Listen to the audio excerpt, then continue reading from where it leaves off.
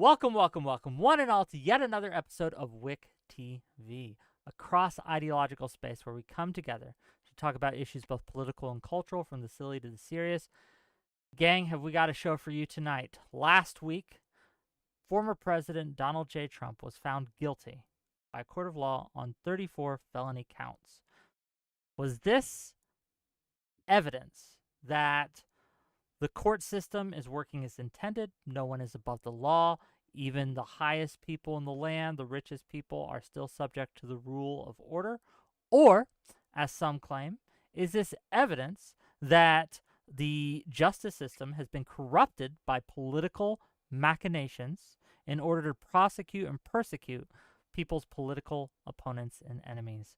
We've got some great perspectives here tonight to talk about this, and we're going to get right into it. I want to give each of these individuals an opening statement, a chance to introduce themselves, to tell people where they can find them, and also a concise, and I stress this, concise, opening thoughts on the subject at hand. I have a list of questions we'll get to if we can, but basically we're going to be talking about if this is justice, if the Trump verdict was has merit, and stuff like that.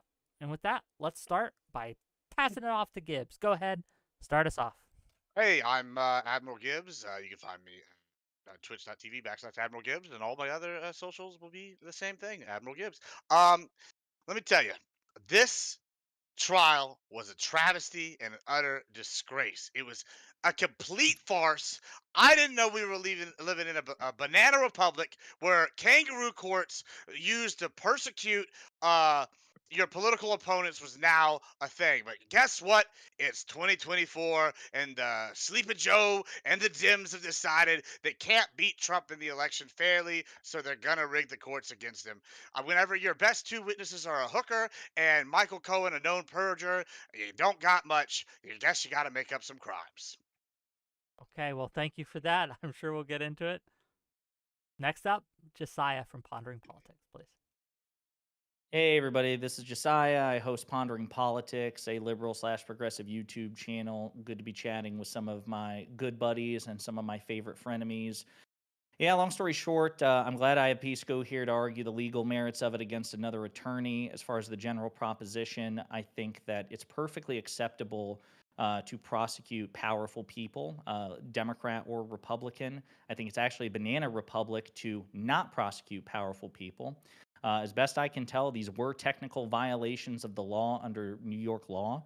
I have no doubt that Alvin Bragg wanted to get Donald Trump. I don't know if he actually campaigned on it like Letitia James did. But also, we've seen violations of that sort of norm for years. Donald Trump publicly campaigned on jailing his political opponents. Conservatives didn't care. They cheered him on. They actually wish he would have been more successful. So there might be a case for toning down the rhetoric associated with these things. I do think that would be appropriate. But yeah, Trump is entitled to the presumption of innocence. He wasn't able to make his case. He has the right to appeal. This may be overturned on appeal. And again, I'll accept the results of that as well. But I'm looking forward to having the conversation. And again, you can find me at youtube.com/@ponderingpolitics. Well, thanks for being here, and we'll get to it as we do. Lactoid, please. All right. Can you guys hear me okay? Loud, but yeah. Perfect. Okay. So I'm Lactoid. You can find me at Lactoid TV, Twitch, Twitter, and YouTube.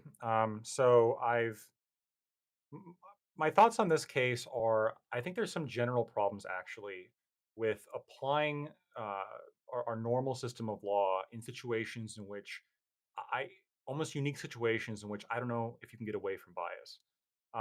When we compare it to what Trump did, Trump did campaign, however much he denies it. I think he did campaign with, the lock her up kind of situation. But even he said, we're going to get independent counsel to look into your business, if I recall, is what he said.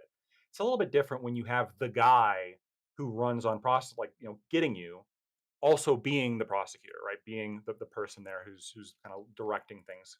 I think it's a little bit different. I think the judge in this case had in the past, had violated some ethics codes, demonstrating some bias.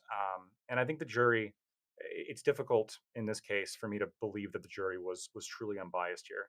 Legally, I think there's a lot of problems with the case, and I think that there's enough here for appellate court and potentially the Supreme Court to look into it, and it wouldn't surprise me if this gets overturned. It also wouldn't surprise me if the judge tries to give Trump jail time, and if that happens, that's going to be kind of a novel situation. Okay, well, thanks for being here, and we will get into it. Next up, Pisco, please. Thanks so much, and thanks for having me. I'm Pisco Liddy on Twitter, X, whatever you want to call it. This case was about corrupting, or Trump's attempt to corrupt the 2016 election. And the evidence really and the facts in the case are overwhelming that point to his guilt. I expect today we're not going to be talking so much about the facts, which prove demonstrably that this was a series of 34 false business records. At this point, I think it's self-discrediting to deny that these were reimbursements as opposed to structured fake, legal payments that never ever existed. And so be like aware and conscious and looking out for how many actual arguments you hear about the underlying facts in the matter. The campaign purpose is a foregone conclusion looking at all the evidence demonstrating beyond a reasonable doubt that these payments were specifically for the purpose of promoting Trump's candidacy. On the legal issues and legal errors that may arise, I don't deny that there could be some there will be appellate practice to see if they can get the conviction overturned. I don't expect those appeals to be successful. It could happen, but I'm on the merits of the operable legal issues. I think that the people have a better of the case, and I'll be interested to hear Lactoid's description of those issues and why it should be overturned. I don't think there's any point in sort of undermining the jury in this case. There's absolutely zero evidence of jury bias, and so I don't even think that we should go there. But yeah, that's my thoughts on the case. It's absolutely a deliverance and justice. Well, thank you for being here, and I'm sure we'll get into the merits as we go. Next up, Rashad Crenshaw, please. What do you got? Trump is guilty. Amen. Okay, short and sweet. Well, thank you for being here. We'll see where it goes. Last but certainly not least, Rob Noor. Go ahead. Yeah, Rob Noor, Normal America with Rob Noor on YouTube, Rob Noor everywhere else, spelled Noerr. So what this is an example of the political persecution that Trump's been facing since he came down that escalator. Chuck Schumer told us all that he couldn't even criticize the FBI because they would find 6 ways of getting back at him. The Democrats, to anyone who's reasonably objective, can see that they have scrutinized and tried to investigate and lock up Trump since 2016. He is one of the most investigated politicians in history.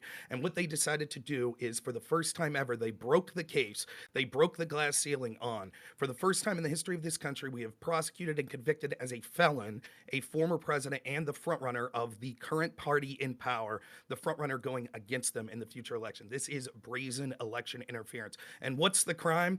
Well, it interfered in the election because you had the right to hear about him having sex with Stormy Daniels. This is done by the same party who colluded with the media and had 51 former intel agencies tell you right before the election the Hunter Biden laptop story that showed evidence of the corruption of the Biden family was disinformation and needed to be censored. The Democrats are literally making this argument today that we need to lock Trump up for interfering in the election because we needed to know about his sex life. But almost every institution in this country colluding to censor stories critical of Joe Biden going into the 2020 election. Well, that's okay. It was just a whoopsie. There are 3 layers to look at this case. The first was it a political prosecution? Would this have been brought against anyone else if it wasn't Trump? And is it worth taking this process crime of just a paperwork error and having that be the first felony to go after? What's the precedent that this sets going forward? The second is the issues with the crimes themselves, due process violations, etc., which we could get in. If both of those barriers are passed, then you get to questions of, was Trump guilty? But if it's a political persecution, which I think it is,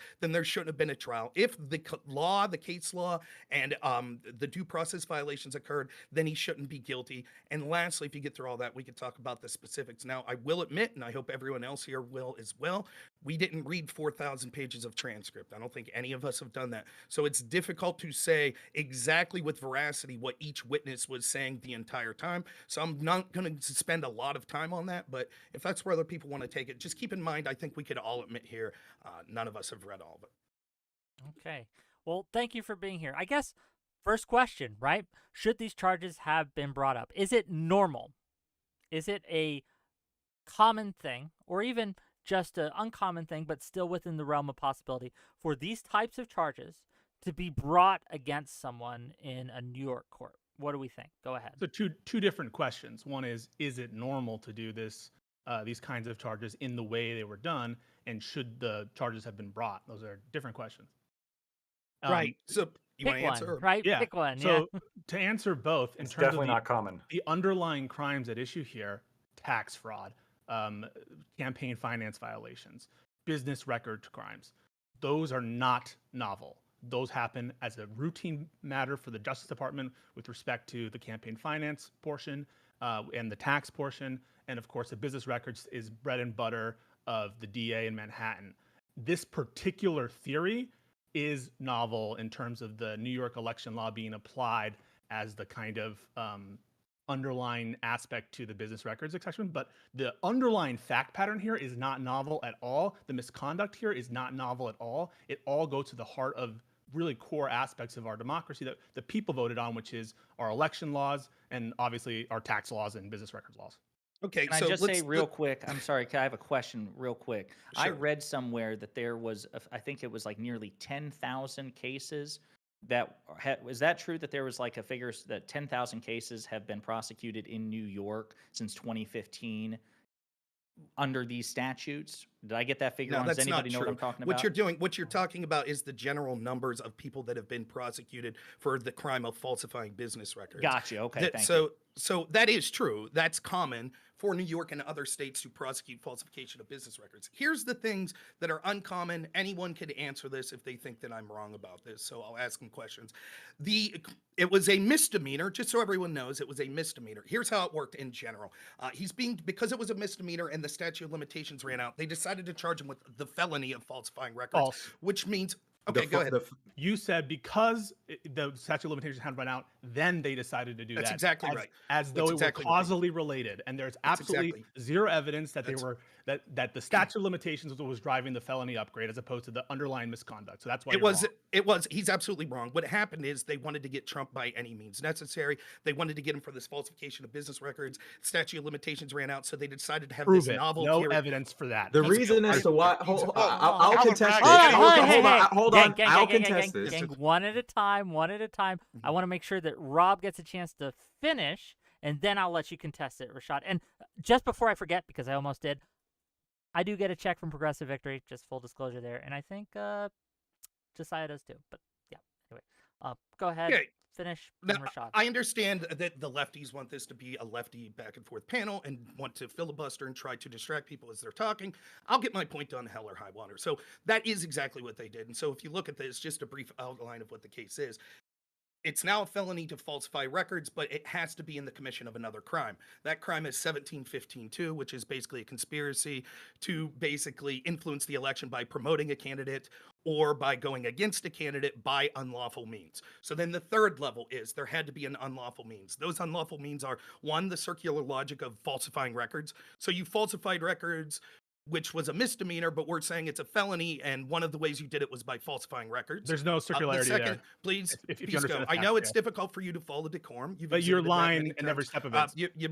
So I know that's difficult for you, and you're mad because you got blown out and your feelings were hurt on Twitter. Okay, I understand we that. can skip but this part. We can get to the thing because we do then- need to be concise in our statements. Go ahead. That's just- true. I We just do wanna need be- I just wanna be concise. So said, what I there's so what no I would like circularity at all.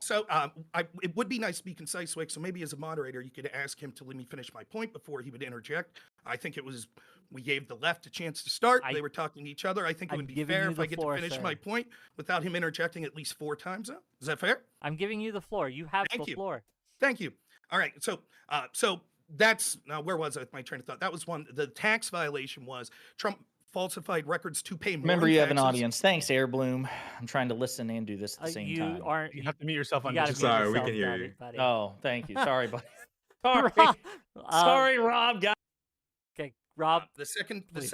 unlawful now the audience has no idea what's going on. It's trying to overview this, but thanks to the constant interruptions. But that's indicative of the left. They don't want the facts to actually come out. So the second was that he falsified tax records that resulted in him paying more in taxes. How common is that to charge tax violations where people paid more in taxes than they were supposed to? Go ahead. Pisco. Is that rhetorical, or do you want me to not? No, I'm asking you. Can you give me the case on that? Yeah. So if you know anything about like money laundering or aspects in which you are pretending that something is payroll taxes for purposes of evading things, that is not uncommon. It's not unheard of. And for you to pretend as though that it shouldn't be a crime for you to knowingly falsify the 1099, I just don't know what you're talking about. You could be doing all kinds of nefarious things by He can't give you inflating case the law. He can't. hang on a second. Just to be 1,000,000,000,000% He can't clear, give you one. if I were able to provide you a case in which overpayment of taxes was actually prosecuted, would you say that everything you're having to say about that being abnormal is wrong and that you're No. sorry? If you could find one, then why are you if you'd asking me for a listen- case law if it if won't you- convince you, Rob? if you would listen, that doesn't mean it's normal. There could be something that happened once or twice. Pisco, is your argument that if a case was done once, that it's normal? Is that your argument? No, but you asked me Oh, for thank you very much. hang on. You asked me Thank you. for a That's what I thought. case. That's You what I asked me for a case, and what you just admitted was if I could present it to you right this moment, right this second, you wouldn't accept it, and it would not be That's not evidence what of I anything. said. That's not what I said at Yeah, all. that's what I is- know yeah. that is not what I said at all. What I said was that wouldn't be proof that it's normal. The fact that I asked for case law was showing that you seem to be so confident this was something that's normal that you'd be able to surely cite some cases. You've been looking into this, and the fact that you can't even do that further exemplifies how this wasn't normal. Also, can you name me a case Hang where on a the second. How do you falsification know of I'm not records? hold on, setting hold you on. up? Hey, we do gotta let other people respond. So let's stick to Last this time, thing. Last thing. Last thing you got to be quick. Can you name me a case where 1752 was used to go after someone for falsification of records? I can't name you a case when 17152 was used to go after someone for business records. It's never happened. And I don't know why Pisco can't just admit that all of these things are exceedingly rare or have never happened. Even prosecutors that are saying, or legal experts that are saying that Trump should have been charged and should have been found guilty, admit that this was something Okay. that was novel. We got to get to other people. Rashad has been wanting to go, and then I want to hear from Lactoid, and yeah, we'll get into it. Go ahead, Rashad. Oh no, we've already veered off from what I was gonna say, so well. I'm organizing my next move here. Lactoid. Well, he just said a bunch of things unrebutted. I'd like to respond to them if that's okay. Sure, unless yeah, you want to okay. give, yeah. Well, I want to make sure Lactoid has a stance, and Oh, then go for it. Pisco, you're absolutely after Lactoid. Lactoid, go ahead. Okay, so I don't really know, in terms of actually getting into the meat of this, I don't really know where we should start, so I'm just going to talk about whether or not it, like the elements that make it a felony, because without that, there's no case at all, because the statute of limitations on the misdemeanors did run out. So my understanding is the three theories here are going to be the election, basically election fraud, business records violations, and then tax fraud. Specifically with the tax fraud, because that was just being talked about. My understanding is 175.10 requires a intent to commit another crime. I can see how in certain circumstances, perhaps, how you could, like if you're trying to launder money, for example, how you could intend to commit tax fraud because that would be the reasonable thing to do, given like your goal of trying to launder money. And if evidence of that is demonstrated at trial, then perhaps it could be reasonable that that was your intent. But in this case, I don't see how, what does Trump gain through tax fraud? I like, you have to prove that he intended to commit tax fraud, that he had the mens rea to commit tax fraud. What was his purpose in overpaying taxes? What was the intention of overpaying taxes? How would that help him? Yeah, it's a really good question and one that I'd like to answer. So the whole reason why this is a falsified business records, the underlying false records, have to do with mischaracterizing Michael Cohen's the payments given to Michael Cohen in the year of 2017 as income as opposed to a reimbursement. As those of you who like work in HR or taxes understand, when there's a reimbursement for expenses paid, there's no tax event there, right? So you're going to have to ask yourself one question first is, well, why would Donald Trump, first of all, structure a reimbursement payment, which is beyond all doubt, and you guys aren't even contesting it, and if you do, you're going to look foolish. Why would he structure this in 11 payments for $35,000 each? Why would he do that to pay taxes? What would be the purpose of doing that in gross net for taxes if he could just make one payment for $180,000 and not have to pay those taxes? There's a reason why they structured it as income, right? The very question you asked, Lactoid, gets you the answer. The reason they structured it as income was to hide the reimbursement aspect of it. By hiding the reimbursement aspect to it, They hide the fact that a payment was made to Stormy Daniels in 2016 and wasn't reported and was an illegal campaign contribution. So your question, why would he do this? It's a great question. The reason is to hide the election interference. So And I what the- understand the theory as to like your theory you're presenting as to why he would do this, but my understanding is that you have to do this with the intent to defraud and to commit another crime. That's how the language of the statute, of the underlying misdemeanor statute. And so if the underlying crime here is to like the underlying intention is to commit tax fraud, Yeah, is they there knew any? they know that those are false. Well, hold on. So- Is there any indication that like Trump did this with the intention of like Yes. I'm going to cheat the tax code to pay more taxes? If you read, sorry, not listen. I do also agree with Rob that there should have been video cameras there. So I on that point, I think it's a good point. There should have been video cameras. But if you read the testimony of David Pecker, he says David Pecker, Michael Cohen, Donald Trump in a room together, all talking about how Michael Cohen was going to receive the payment. Cohen says, "I want this as a lump sum payment. Give me it as a lump sum payment." They're like, no. Let's structure it. Let's make it so it looks, as a retainer agreement that never existed for legal services that were never performed. All of this was fake, and the reason it's fake, and the reason why they're paying double, you think Donald Trump's going to pay double what Michael Cohen is owed? That's just bullshit. The reason was they were trying to hide it, and You're missing. I'm No, sorry. the With all due intent- respect, you're missing my question. I'm not, Right? no. When they're all sitting together, is Trump saying, "Yeah, we should do it this way so I can commit tax fraud and overpay the government"? You Is that what- understand is that- it is that- wrong. is that- Isn't the is that what you fraud? he's saying? understand it? Isn't the That's not fraud the itself standard. inherently the Well, no, falsification the intent of the is. records? Well, hold on. It's Isn't not the about fraud what itself the falsification of the records? Yeah, No, hold on. You can't have your cake and eat it too. It's not just about like if you're going to say there's two separate things here. It's not necessarily about the commission of a crime, right? This is what the lefties have been saying on Twitter. It's not about the commission of a crime, which is arguably correct. It's about the intent to commit a crime. Yes, no, I'm And answering so that. Yeah. So did You Trump don't have need a the, like, record. You don't need a okay, recording okay. that says, Did "I Trump's- know that I'm breaking the law." I don't know where you got that notion So from. hold on. But is there any reasonable interpretation here that Trump intended like he was intentionally trying to break tax law, like he wanted to break the tax law? Are you talking about the standard for willfulness, where you're knowingly breaking the law as opposed to knowingly doing the act that constitutes an illegal act? Because as I understand it, because we have a prosecution right now for Hunter Biden for tax fraud, and there's no like excuse for, well, I didn't know the whole tax code and therefore I'm not liable for tax fraud. No, but that's different. That's different, if I may, right? So two things to say. One, the intent is necessary to be the unlawful means for the secondary crime. So, for example, I could not intend to speed. My speedometer is broke. But if the cop pulls me over going 90, I didn't intend to speed, but I was speeding, so I could be charged with it. There are crimes that you could commit without the intent. But in this specific way that the law is being implied, he had to have intent to commit tax fraud. And your argument is that sort of the mens rea was, well, the reason that he intended to commit this tax fraud goes back to FECA, goes back to the federal election issue. So didn't you say that his reason was that he wanted to bury the payments to violate the federal election laws? No. So that's the motive, but you don't need the motive to prove the tax law, the violation of taxes. The violation of taxes is he called something that was income not income. But that's not intent. Sorry, something that was not income. Yeah, wait, hang on a second. If you go on your form and you say, I was paid $500,000 in income by X company, and that is a knowing and intentional lie, and you submit that form to the IRS, do you think that that's a crime, yes or no? No. You don't think it's a crime to knowingly consciously lie on a tax filing? Let me. It is a crime probably in the sense of that specific legal statute, but it is not proof of intent to commit the crime. No, right. Wait, can I elaborate a little more? Like this is, I think, maybe the disconnect.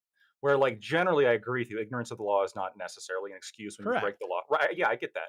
But what I'm saying is, in this case, this statute, in order to rise it up to a felony, requires that you had the intent to commit another crime. Right. And so now the question is, if you're not going to specify the underlying crime, how I read that is you had to intend to commit a crime. And in this case, if it's tax fraud, you have to prove that he intended to commit tax fraud. Just for my tax fraud just That's Yes, an it's error. just That's- one of the three. That's correct. It's just Yeah, yeah, one yeah. of the three. Wait, So no, even no, still, hang on, you we're can gonna- still. we're I have arguments against the other two as well, though. understand. Wait, I no, understand. We'll get there. Lactoid is wrong about the law. What he's suggesting to you is that Donald Trump, in order to be guilty of the election statute, he needs to actually know what the tax code is, or know that he's violating it, or know that what the Federal Election Campaign Act says, and know that he's violating it in order to be found guilty of the crime. And he just told you the normal rule is ignorance of the law is not enough. If you know, for example, that Donald Trump knowingly made a payment, let's say an illegal campaign contribution in 2016, let's imagine, right?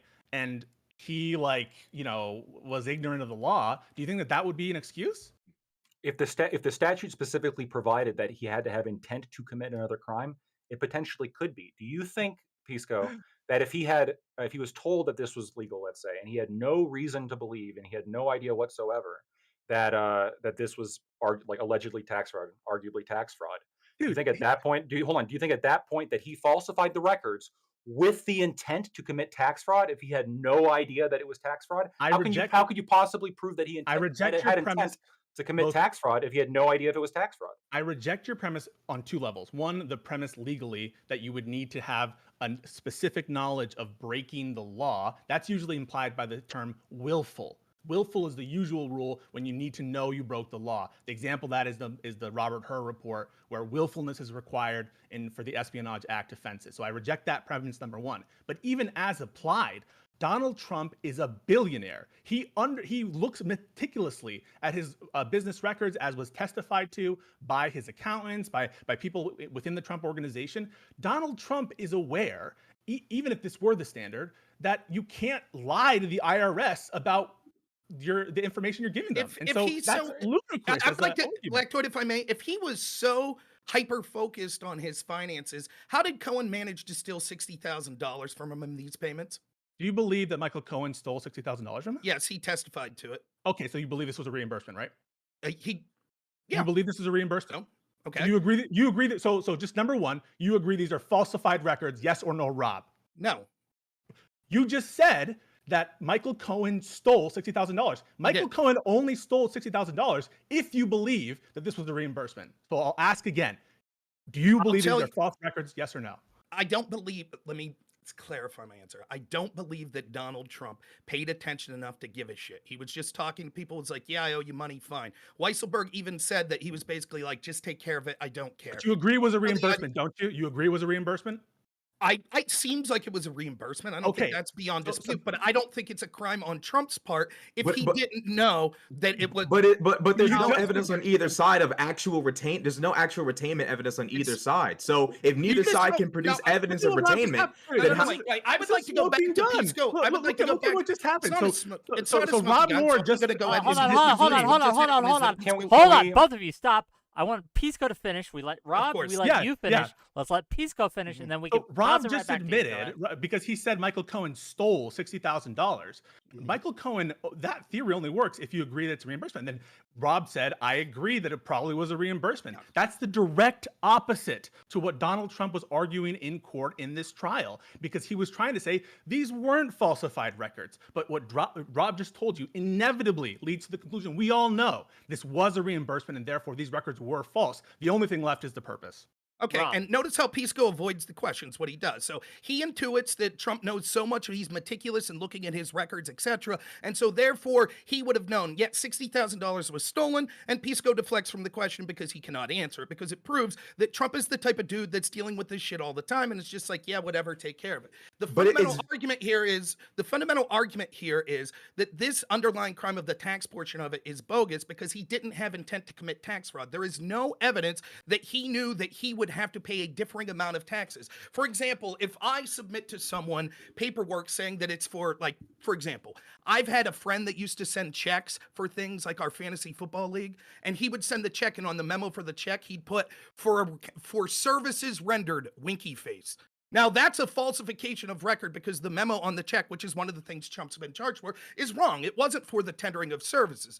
So would that person then have falsified records and be violating the misdemeanor and possibly violating tax records, even though it wouldn't have affected how much he had to pay in taxes? No. And if he would ended up paying more in taxes, is that something that we normally would have charged? Absolutely not. The point is that, and we're getting in, I don't mind talking about these specifics, but all of this ignores the fact that we're literally talking about prosecuting a president for the first time ever, and the front runner for the opposition party. For what? Why is he looking at 130 years? Because instead of saying reimbursement, he said that it was an expenditure, or I'm sorry, it was a retainer fee that he was paying him an income, which is absurd because it all goes back to the general theory of it has to be tantamount to a conspiracy to affect the election. The problem is this wasn't a crime to affect the election because these sorts of things would have happened irregardless if he was running for office, as is evidenced by the fact that Trump's had NDAs in the past. I want to make sure that Pisco gets a chance to respond, but then we got to open this up because Gibbs and Josiah, I don't know, you're having a grand old conversation. I also got to say one final thing on the tax thing because but Pisco gets to respond. Then we'll open it up. Yeah. So just to respond to that real quick, I mean, there is no if you understand how to file taxes at all, you surely understand that knowingly lying on the form, not about like smiley face or whatever it is that this is Rob's favorite game, shell game, where he wants to give you kind of maybe like a on the margin kind of fact pattern where it's not 100% clear, and then that automatically delegitimize every single tax prosecution in history because you can find one edge case where I'm not sure, and that's when he attacks. It's a shell game. It's a losing strategy. People understand if you knowingly and materially and falsely lie in your taxes and produce and pay payroll taxes on fake income for legal services that were never rendered, that's a crime. And can I ask you real quick? Is it a crime if it doesn't materially affect either side's tax payments? So it is a crime to materially lie on your tax forms. Even if it doesn't affect how much money the government gets from either party. Of course it's still a crime, Rob. Of course it's still a crime. So to be 100,000 trillion% clear, this was a crime. Submitting fake income to the IRS was a crime. Now, Rob says, well, this is kind of a minor thing, tax, whatever. Who cares about tax fraud? Query Hunter Biden for a second, just put that to the side. But more to the point, it's not about that. The point is it was hidden for a purpose, and that purpose was to mess with the 2016 election. That was the purpose. Yeah, we got to get more people. Quick question. I got to say one last thing on the tax thing. I have to. What Pisco's it's making about the mistake. tax thing that I want to ask, just FYI, between you two, because I'm trying to suss this out in real time. So when you're done, I do have a question about it. Okay, just real quick. So the mistake that's being made is Pisco's saying, well, willing is a different standard here, right? Which I understand. And if they were charging Trump with tax violations, perhaps they wouldn't have to prove a requisite state of mind, right? Because he may have committed the crime. But in this case, the crime is the misrepresentations of the business records, like the falsification of the business records. And so the question is, when he was falsifying those business records, did he do that with the intent to commit tax fraud? That's what needs to be proven. Not that tax fraud happened, that he falsified with the intent to commit tax fraud. And what Pisco's saying is, no, he did it with the intent to hide the payments. Okay, just Wait, so let me get this straight. You can commit tax. Josiah gets to go. Go ahead, Josiah. So here's my question for the two lawyers, because now I'm confused. I thought there was basically 3 levels to this. Number 1, he falsified business records, a misdemeanor. It's elevated to a felony if it's in furtherance of another crime. The prosecution says that other crime is not the FICA violation. It's conspiring to promote someone by unlawful means in an election. Yeah. And then It's not in furtherance of another crime. It's intent to commit another crime. That's That's an important distinction. Or conceal. Or to conceal the commitment. Or conceal, conspire. but intent's required. Mens rea is required. Or conspire. Well, that's where I'm so. I thought the third level was where the FICA violation, the potential FICA violation, was 1 of 3. So where does the specific intent to violate FICA play a role? That's where I'm confused on this with you two going back. It doesn't. I mean, he's confusing the willfulness standard and pretending that.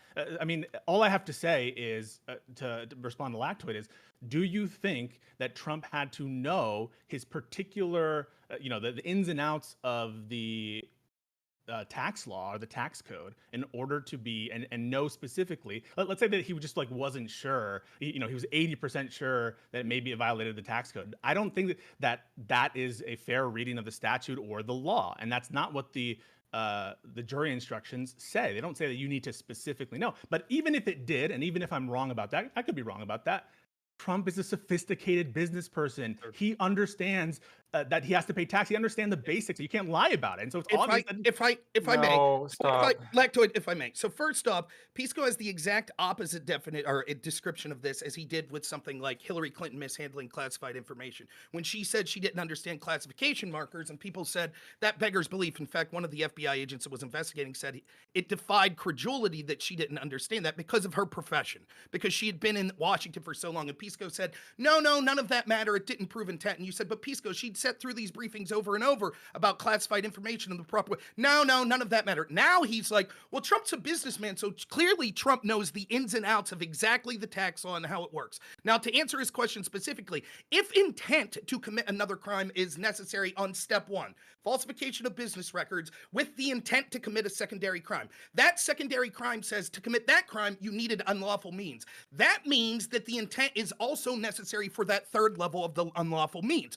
Because if you intended to commit a crime, that means you have to know it was a crime. And if you didn't know it was a crime, then you didn't commit the secondary level of crime. So the idea that Pisco's trying to tell you that Trump intended to commit a crime to pay more in taxes, and then he furtherance goes on to say as follows. He says, even if you don't materially affect the taxes of either party, it's still a crime. So what Pisco's saying is tantamount to this. For the first time in history, we're going after the frontrunner for president from his political opposition and a former president, in tantamount for what this would be a crime. Let's say I write off my business space for streaming as a 50 by 50 space, but actually it's a 50 by 500 space. So I actually could write off less. I lose money. I'll pay more in taxes because I materially was wrong about the size of my space. Pisco says that that's a crime. Correct, Pisco? Because I lied on my taxes, correct? You knowingly and intentionally lie on your taxes and misrepresent to the IRS. That is a crime. I don't know why you think it shouldn't be a crime. You can talk about prosecutorial discretion about whether we'd go after them. That's fine. I have a lot more to respond to you, but I want to give you the floor because I know that you were in the middle of something. No, that's it. No, Yeah, that's fair. I think it was done. So- Yeah. My response Hold to on. one of the Hillary Clinton, who said, hold on, I can hold on. Rashad. No, you can keep going. You keep going. One is this fatuous comparison with Hillary Clinton. There are a lot of problems with evidence in that case, including the fact that they can never prove that Hillary Clinton saw these not big classified headers that were in Biden's documents or that were in Trump's documents, but like little bracket C's that were embedded within emails. You can't prove that she ever saw that, number one. Number She two, admitted it, so that's okay. hang on a second. You can't prove that she ever saw. She admitted it. I don't believe that, but if it's She did. She said she thought it meant alphabetical order. She admitted. Wait. Admitting, thinking that the C's, when shown them, means something is different than at the time where those were mishandled, having been able to see the emails. No, you said. Hold on, hey, both of you stop. Hang on a You're second, not going to litigate the Clinton stuff here. I understand that. I just want to be. I just want to be 100% clear that being shown an email by an investigator is different than contemporaneous knowledge of those emails and their existence, and so that is going to be difficult to prove in a prosecution. There are a lot of other evidentiary problems that we're not going to relitigate. As for the specific intent, no one is saying that you can do this by an accident or you can do this by carelessness. You need to intentionally lie. There's the mens rea components are still there, and all of these elements with intent, as was told to you by Lactoid, ignorance of the law is not a defense. Typically, that's an unusual statute. Typically, not here. Hang on a second. For attempt liability, ignorance of a crime is not an excuse. Typically. I just want to be 100% clear with you. That's not true. It is true. It is true. Now listen, it is not true in the way you're implying it here. If intent is necessary, if you didn't know that it was against the law to do something, then you didn't have intent to break the law. No, I mean, I don't know why you're lecturing me right now about attempt liability. The normal rule is ignorance is not a defense of the crime. And Lactoid will tell you right now, because he's taking crim law, that attempt liability does not require knowledge or ignorance of the law. It's just not the case. If you rob and say, well, I didn't know what the robbery statute was, or I didn't know this was grand larceny, Lactoid is going to tell you that that is not an excuse or defense of the crime. It is the unusual statute that requires knowledge, actual knowledge of the law, and that you're breaking the law. That is not the normal rule. And the final thing I'll say, and then I'll hand it over back, is Rob acts like this is like some great unprecedented thing. You're going after, political rivals. After this indictment was announced in March of 2023, Rob welcomed this. Rob said, I'm glad that we're doing this tit for tat. I think that this particular case is corrupt, but I have no problem going after politicians and going after powerful people. He said, yeah, let's go after Hillary Clinton, let's go after those people. And so I don't have a problem with the precedent. He criticized MAGA people for saying that the underlying political nature of it and that they should be immune. He said that was bad. But now when he realizes that, what the marching orders are from MAGA universe to call this about democracy, he changes his tune. Okay, that's a not what I great. said. Just I'd like to directly respond to that. quickly, because we got a lot to go through, and I The don't want to get implication stuck of what on I was this. saying is, unlike Pisco and Pondering Rashad, I don't know, whose entire political worldview is Orange Man bad, and so they're willing to sacrifice all their principles to go after him. I'm not really attached to Donald Trump. I think that 95% of our institutional politicians are corrupt. And so, for example, if we're going to go after Paul Manafort for FARA violations, I have no problem with that. The law's on the books, as long as it's equally applied. That's what my argument has always been. The biggest threat to interference in our country is the fact that we have unequal application of the law by intelligence agencies and law enforcement. And so Right. that's what I'm saying. I So the wanna- fact I that wanna they get just to went that. after, and we'll talk more about this.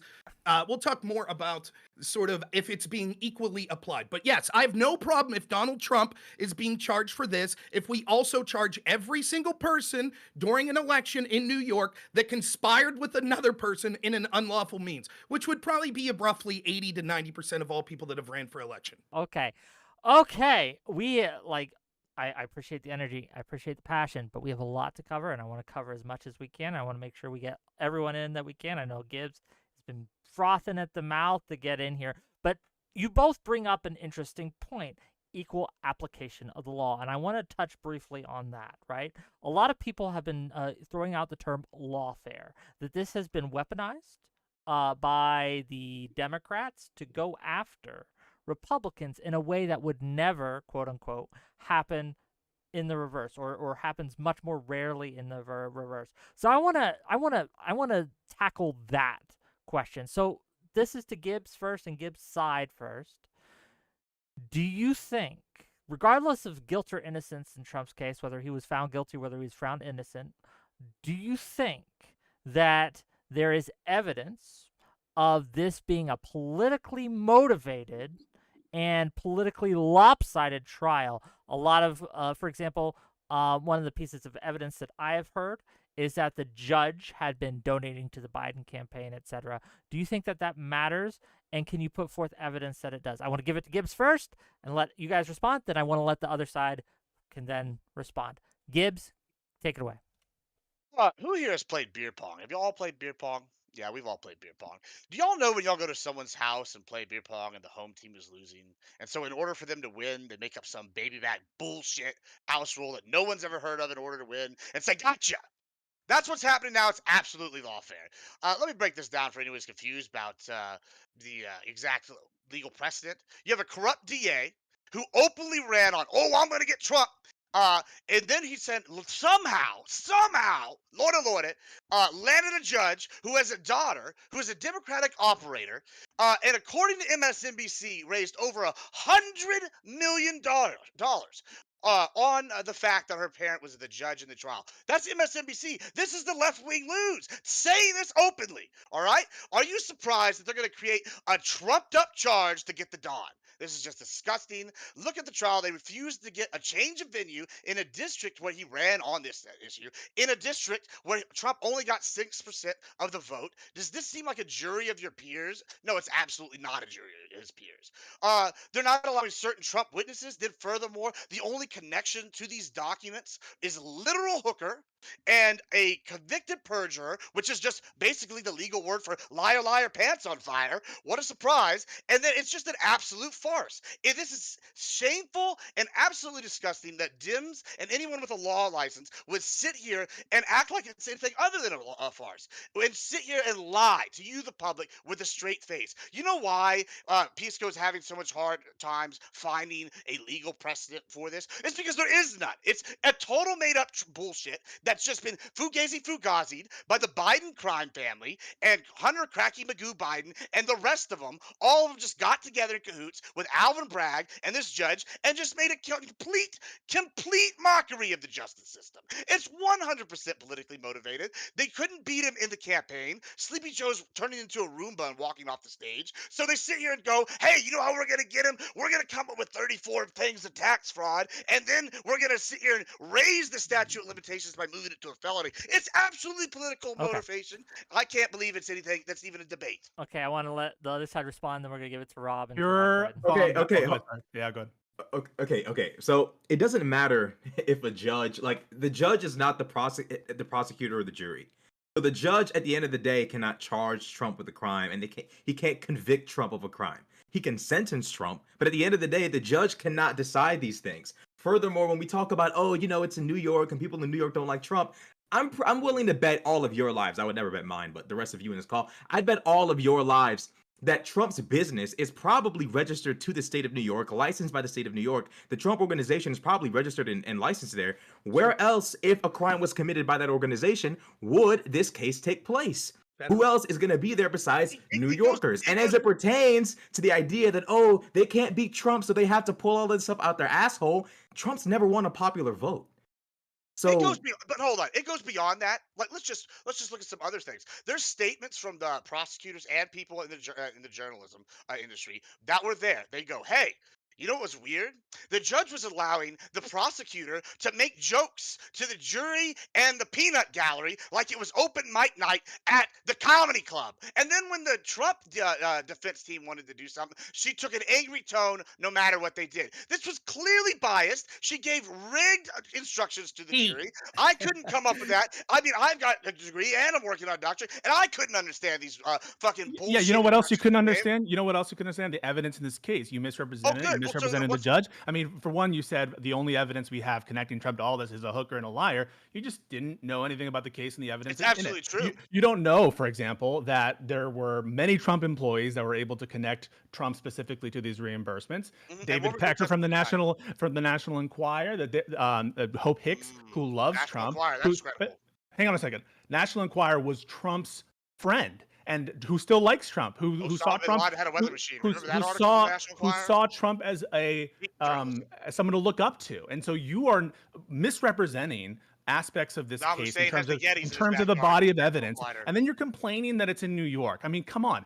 Trump made his living in New York. Trump was made famous by New York. He is a famous New York real estate magnate. And for him to come out and say it's unfair to be in New York, I mean, it was an excellent point from a shot, although I disagree with him that judges don't matter. Judges are very important.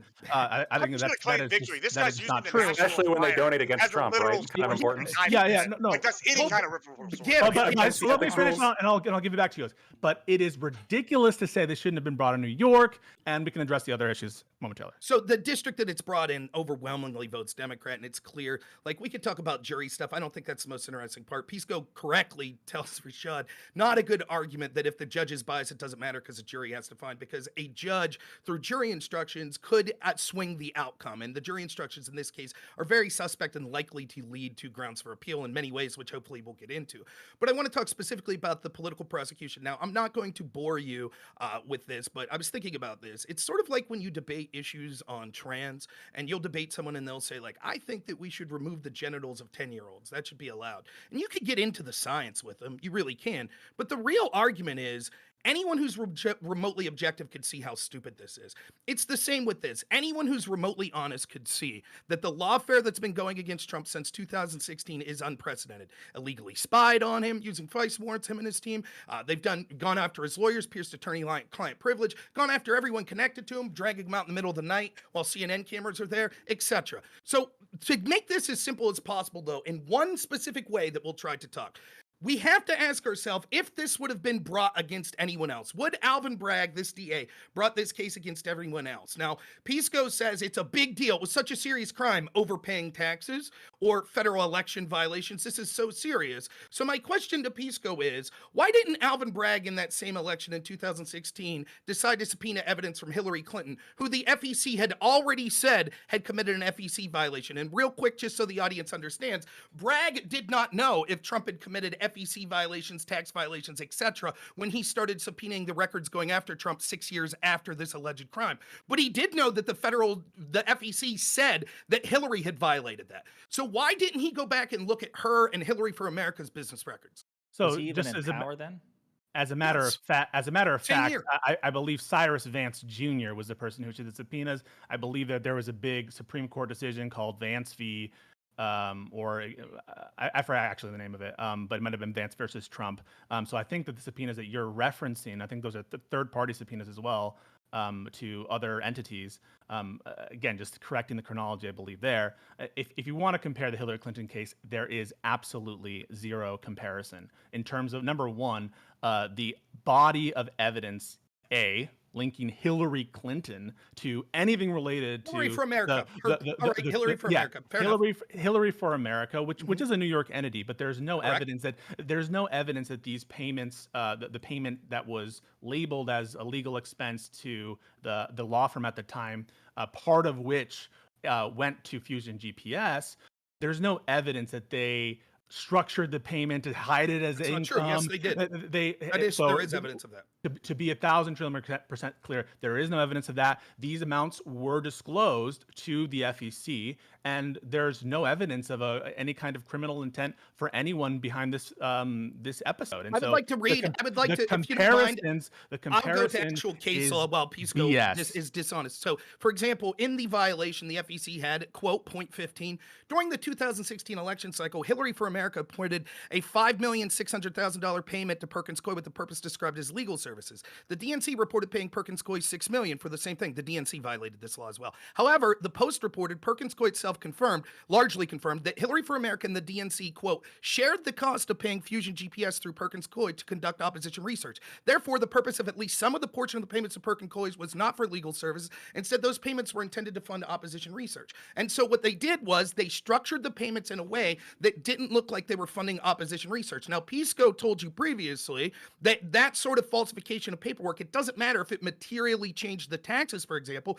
this was still considered a FECA violation. And what he's trying to do now is, I'll ask Pisco a question, but I'll finish and then leave him respond. My question is, was this a FECA violation by Hillary for America? And given that these documents were submitted and by the definition of the jury instructions are business records, if you agree this is a FECA violation, then you agree they falsified records to commit a conspiracy to affect the election, and it was a FECA violation. So was it a FECA violation? Number one, I do not agree with your premise that the underlying disclosures to the FEC constitute business records over which the New York DA has jurisdiction, as you saw with the underlying tax.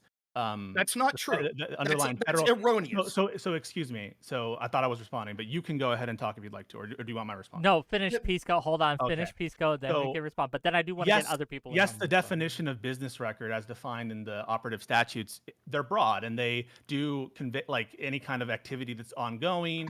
The state of things going on. There's some interesting case law in it that I'll point you to. But typically, the New York state prosecutors don't have jurisdiction over those documents themselves. Although obviously if there's a separate New York business record that isn't the filing itself that you can connect to, again, lacking the criminal intent and noticing the difference between a civil violation under the FEC. The FEC is a civil regulatory agency, and a criminal one, which are very different. I could concede that this is probably, a civil violation that is worth having this settlement over. I do not concede that it's a criminal one. And so, again, there is just zero evidence that make these cases comparable. There's no underlying New York business record that I identified that can tie them separate from the filing itself, which I don't believe the New York DA has jurisdiction over. Okay, so that first off, notice when it's a novel briefly, and then I want to make sure everyone else. when it's a gets in. novel theory to go after Trump, it's okay that it's never happened before. That's fine. Then when it comes to this, now keep in mind that you're Bragg or Cy Vance, the person before, and you decide 6 years after the 2016 election to start issuing subpoenas against Trump because allegedly his crimes were so serious in affecting the 2016 election with falsification of records. Now at that point, you don't know if he's committed a FECA violation. You don't know if he's committed tax fraud or any of those sorts of things, but you have suspicion, so you look into it. Meanwhile, the federal entity in charge of FECA, one of the very laws you were saying are necessary for Trump to have committed to commit this 1715-2, you know that they've already said that Hillary committed that, but you choose not to subpoena the records. The other thing is, Pisco is just flat out talking out his ass that somehow they don't have the right to consider business records that were submitted to the Federal Election Commission. That is absurd. The definition of business record, I could read it if you want, but Pisco is well aware that it's talking about any record for the purpose of businesses. Just because you that would be like saying they don't have the right to use as business records federal tax records. But a question. That's absurd. So two So things. there's- Before we interject, two things. Thank you for the gift subs. Thank you for the super chats. I'll read the super chats nearer to the end of the stream, but keep giving them me. I will read them. I just want to make sure that we get through these uninterrupted, and I see the bits and the subs on the Twitch side, so thank you for that. The second question, which I have for Rob, just for my own edification here, so I make sure I understand your argument. You are arguing that Hillary Clinton did a similar thing to Trump, and your argument, as I understand it, is that she should be prosecuted for it? It was Hillary for America, which was a New York entity. Sure. Fits the definition. But that should be the argument prosecuted? is the argument is it's proof of selective prosecution. So take these two facts. So you don't One- think she should have been prosecuted for it? Let He has me- no evidence whatsoever That's linking not Hillary true. Clinton to a I- violation. that's- That's what let me Wick fin- just sussed out. Just There we go. Okay, so let me answer you, Wick, right? Please. My argument is that no, neither of them should have been prosecuted, particularly by the New York State. I have no problem if the Federal Election Commission wanted to fine Trump like they did Hillary. He should have received the same punishment or a similar punishment. However, the case of Hillary is a stronger So it was a case to admit- campaign violation. You Please. just admitted. If they could look, You I don't just think it admitted was. it. Listen, You just Let me said you think you finish. should be fined. I said You I would agree have it's no campaign violation. problem if it was a fine. It wouldn't have been something that I was screaming about. Why? But no, it Wait a wasn't. second. Why would you Oh think no, it's okay? we if gotta unless let you committed hey, it? we gotta let Rob finish. We gotta let Rob finish. Give talk- him the floor, and Hopefully then we get to talk. Hopefully we get to talk about federal election violation. I don't think this was. I'm saying I wouldn't have a problem if they gave him a $100,000 fine, slap in the wrist. It would have been like whatever. It wouldn't have been a big issue. But no, he did not commit a federal election campaign violation. In fact, it was Hillary because in order, as Brad Smith, the former FEC chairman, was saying, we'll get to. He says that when you look at these statutes, the federal election campaign statutes, that it has to be for the exclusive purpose, basically, of the campaign that you had this expenditure. So there, for example, let me give you an example he gives. We'll see what Pisco says. Pisco, if I buy a house so that I could run for office in a jurisdiction, is that a campaign expenditure? Yeah. So the question is, if it weren't for the election, would you not do it? Correct. It's not exclusive. What you said is Okay. exclusive. So purpose. if I buy a house, to exclusively and- run in a district, is that a campaign expenditure? And of course, this only applies to candidates. And there are other rules that exempt certain purchases, and you would have to look into the rules about bona fide purchases for mortgages and for houses. You'd have to look about, to see whether or not you're in a reporting period. It's a little more complicated than you think, Rob. You can't just use your intuition to come up with a hypothetical and thereby assume that the law would apply that way. If you haven't done your homework, then I am not willing at this point. Hold on. Let's talk about doing the homework. I'm not willing to do my. Hold on. Let's talk about doing the homework. Okay. Let's talk about doing the homework. I want to show how dishonest. I see you, Pisco's Lactoid. being I here see. right here. Yeah, I see. Let me just give you an example, right? So he brought up David Peckerhead or whatever his name is, that was the manager of National Enquirer. Let me give you an example of some of his outstanding journalism that he used his checkbook journalism. Gibbs, you're Let me making just their go- argument. No, hold I just on, hold wanna on, let you know. I hold on, just wanna hold let on. you know Let you're me just- making their argument. Gibbs, do you understand that? You're making Pisco's argument. You hold understand on. that? Can I finish? You don't even know what my argument is. I do. You might think so. So listen, this guy sat here. He's published things like Gordon Ramsay, sex dwarf eaten by badger.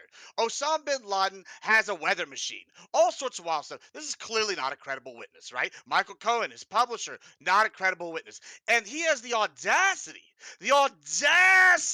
to sit here and say with a straight face, oh, well, you don't know what you're talking about. Let me just use this guy as my shining example of a witness that can link Trump to these crimes under the tabloid thing. Hold on, isn't that the guy that Michael Cohen mentioned in that recorded phone call? So we know based on the recording that David Pecker is the homeboy of Trump and Michael Cohen. Oh, Listen, no. but here's the thing. You but can Michael finish. Cohen- isn't We're he gonna have to reliable? pass it. Hold on, just let Yeah. me finish here. I'm almost done.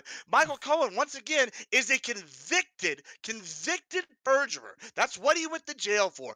Perjury. What did he lie himself about? and What did he lie about? lied trying to protect Donald. What did he lie He about? lied trying to protect Donnie, though. Let me finish. Let me finish. Not only you can argue that may or may not be true. It's no relevance on what I'm about to say. The fact that their whole career has been built on the outstanding values of their journalism, like the things I presented, shows that they're not credible witnesses. You can't take them serious. And if this is the only link the Dems have, Pisco here might as well change his name to Pisco because he's taking the truth and pissing on it. It's terrible. Could you tell me Gibbs, more David- about how convicted felons can't be taken seriously? No, and People this that is were what convicted this of is lying. Can I follow up an with something actual Rob crime, said? not a kangaroo court. Well, I Black think something Rob said I think was really important when you're saying buying a house, because this literally happened, right? In 1999, following Hillary's announcement that she was running, by the way, Yep. she was already a candidate at this point, the early 1999. And then in late 1999, September, her and Bill bought a house specifically for the purposes of her running for New York. Now, under the logic of if you spend money for a campaign purpose, therefore it's you not only can use campaign funds, but you're obligated to use campaign funds. I think not only demonstrates probably a double that? standard here. Hold on. Probably not only demonstrates double standards here, but I also think it speaks to like the ridiculousness of this, which is that obviously it's not a campaign expense and they should have not been allowed to spend campaign funds on it Exactly. because according under FICA, it's a mixed use, right? Now, I Who would said argue you have to use campaign funds. That's the weirdest thing I've ever heard. You'd be allowed to. Oh, hang hold on a on. second. My question is, Hold on. where does it say that Donald Real Trump quick. had to use campaign funds? He would be to make Let this me purchase? let me finish real quick, because what you're saying is if they bought it, that would be required to be recorded as a campaign I'm, donation. oh, wait, right? I'm sorry. So that would be. I'm going to ask my question to both hold of on, you. hold on. I'm in the Yeah, middle yeah. of talking. So it would be a campaign expense, right? Or really a contribution, because it would have to come from the Clintons. Not if they were going to buy it anyway, right? They Well, weren't. no, Hold no, on, no, hold they on. weren't. Let Hold on, Lactoid hold on. finish. Let Thank you. Lactoid finish. Yes, Finish they Lactoid. specifically. Yeah. Yes, they specifically were not going to buy it otherwise, because they bought it in September of 1999 when she had already begun to run for that area early, I think in January, or at least early in 1999, regardless. And so the reason why it's obviously not campaign funds is because under FICA designations, it's obviously mixed purpose. I think the payoffs to Stormy Daniels, in my opinion, is not a campaign expense, given that they were already trying through various means to get Stormy Daniels to not talk about this as early as 2011. So there's other purposes that a married man might want to, and sure, election might be part of it, just like Hillary Clinton wanted to move there for the purposes of running, but that doesn't make it a campaign expense, But obviously. question to you, Lactoid, if I may then. If this was, again, not, or is your argument, as I understand, and correct me if I'm wrong, is that this didn't constitute a campaign contribution or campaign payment? Yeah. Yes, that's No. your argument? Yeah, it's my argument. It's Yeah, a personal yeah. house. But yeah. if there is evidence in the trial, as Pisco mentioned earlier, of them structuring it in a way to look like a campaign payment, is that a problem for you? No, they didn't. That's That not never what happened That's here. the opposite of what happened. Yeah, Oh, not yeah. even Fair Pisco enough. would say this happened here. Maybe, like I said, maybe I misunderstood. So And please then correct me if there's I'm other wrong. points to make on this. For example, the payments weren't made until after the election anyways, right? So the idea that they were falsified to affect the outcome of the election exclusively in its campaign expenditure is nonsense. Now, Gibbs, I love you, man, but you stepped on my toes there because I was going to bring up exactly what Lactoid did, that this isn't a hypothetical that's actually occurred with Hillary Clinton and many other politicians. In fact, under the theory that Pisco's using, if you had to say anything that's possible to be used for a campaign expenditure would be something you have to put as a campaign expenditure, so anything that could benefit the campaign. For Your example, water bill, your shower. so this is a real situation. I ran for Congress, and in my running for Congress, it turns out that a house that I sold to someone, they never went to the magistrate and put it in their name. So when they did a background check on me when I was running for office, it turned out that I owed back taxes. I said, what? Now, one, I paid those back taxes for the express purpose of the campaign. That's the only reason I did it, right? Because because they weren't mine. Or I'm sorry, I didn't. I was going to pay the taxes. What I ended up doing though was I had to go to a magistrate again. I had to convict this, or I had to get this person to lose a judgment against me. Then I had to pay $200 to evict them after 30 days. And all of this was to clear my name for the campaign. According to Pisco's theory, one, I committed a campaign finance violation because I did not put that down as a campaign expenditure. And second, if it is a campaign expenditure, that means not that I have to use campaign funds. I could pay for it myself, but I'm allowed to use campaign funds. That means under Pisco's theory, Trump would have been allowed to use campaign funds that like normal Americans were donating to him to pay this NDA. Hillary would have been allowed to use campaign funds in order to purchase this house. And the way that Pisco gets out of this obvious double standard is just say this. No, it's more complicated than that. I'm sure there's other laws. Pisco, can you cite me the law that says, oh, and when it comes to federal election campaign laws, purchasing a house doesn't count? Can you show me that law? Yeah, so as I sit here now, I cannot produce you all the exemptions for expenditures and contributions, but I promise you I will look into the issue of the house hypothetical and get back to you. But again, if the house was going to be purchased no matter what, and you've represented that it hasn't been, but again, people make mortgage decisions. You know, who knows when and why they made the decision and what the evidence was at the time that purchase was made. But you made a misrepresentation before, which was that they had to use campaign funds to pay off Stormy Daniels. Why did you say that, and why is that relevant to what you're talking about? No, what I'm saying is that it would become campaign funds since you have recorded as a campaign contribution, right? That would be the argument. Hold on, real quick, Pisco. Your argument is that this needed to be recorded as a campaign expense, essentially from a contribution from yourself.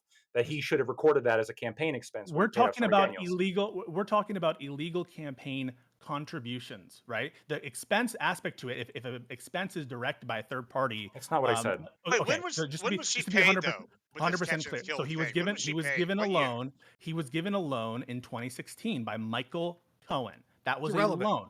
That was a loan. Okay, and he was well aware about what that was for, and I even understand Rob to be admitting now that he would be okay with a civil penalty that Trump would pay. And so, do you understand what I'm saying, though? But hang on a second. You just said that, and so why would you be okay with that if he wasn't a campaign contribution?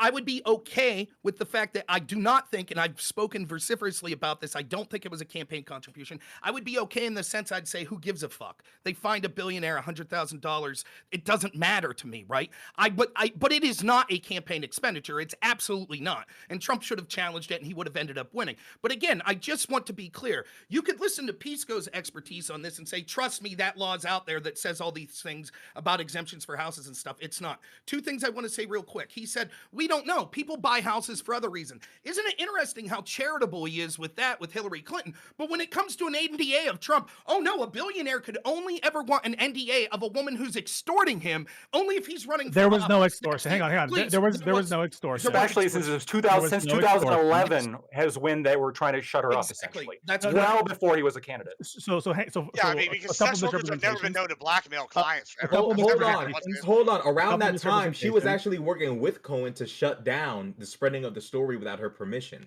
No. Cohen was basically getting her to stop spreading the story. They weren't working together. Her lawyer in consultation with Cohen, right? Yeah, because he threatened to sue her. That's why. Right.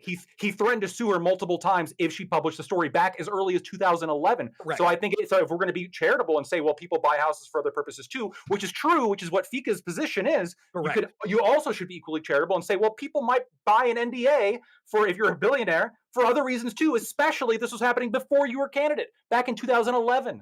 So if you believe for a second that this was not about the campaign and this payment would have been made absent the campaign, I think you are being taken for a ride. We have evidence from the direct testimony of these individuals involved in a scheme that they had silenced other people before. There were 2 other stories using the same scheme for the same purpose that all date back to a meeting in Trump Tower in 2015, where David Pecker said for the purpose of the campaign, and Hope Hicks confirmed these payments were made. And that's why the Karen McDougal story is relevant. They show a common scheme, and this scheme involved silencing women for the purpose of helping the campaign. If you listen to the testimony about where the Trump campaign was at that time, when this payment was made to Stormy Daniels, they were in pure damage control. I remember when the Access Hollywood tape came out, I remember talking to my buddies and say, all right, it's all over for Trump now, after hearing that. This was an absolute crisis moment. Hope Hicks describes it vividly.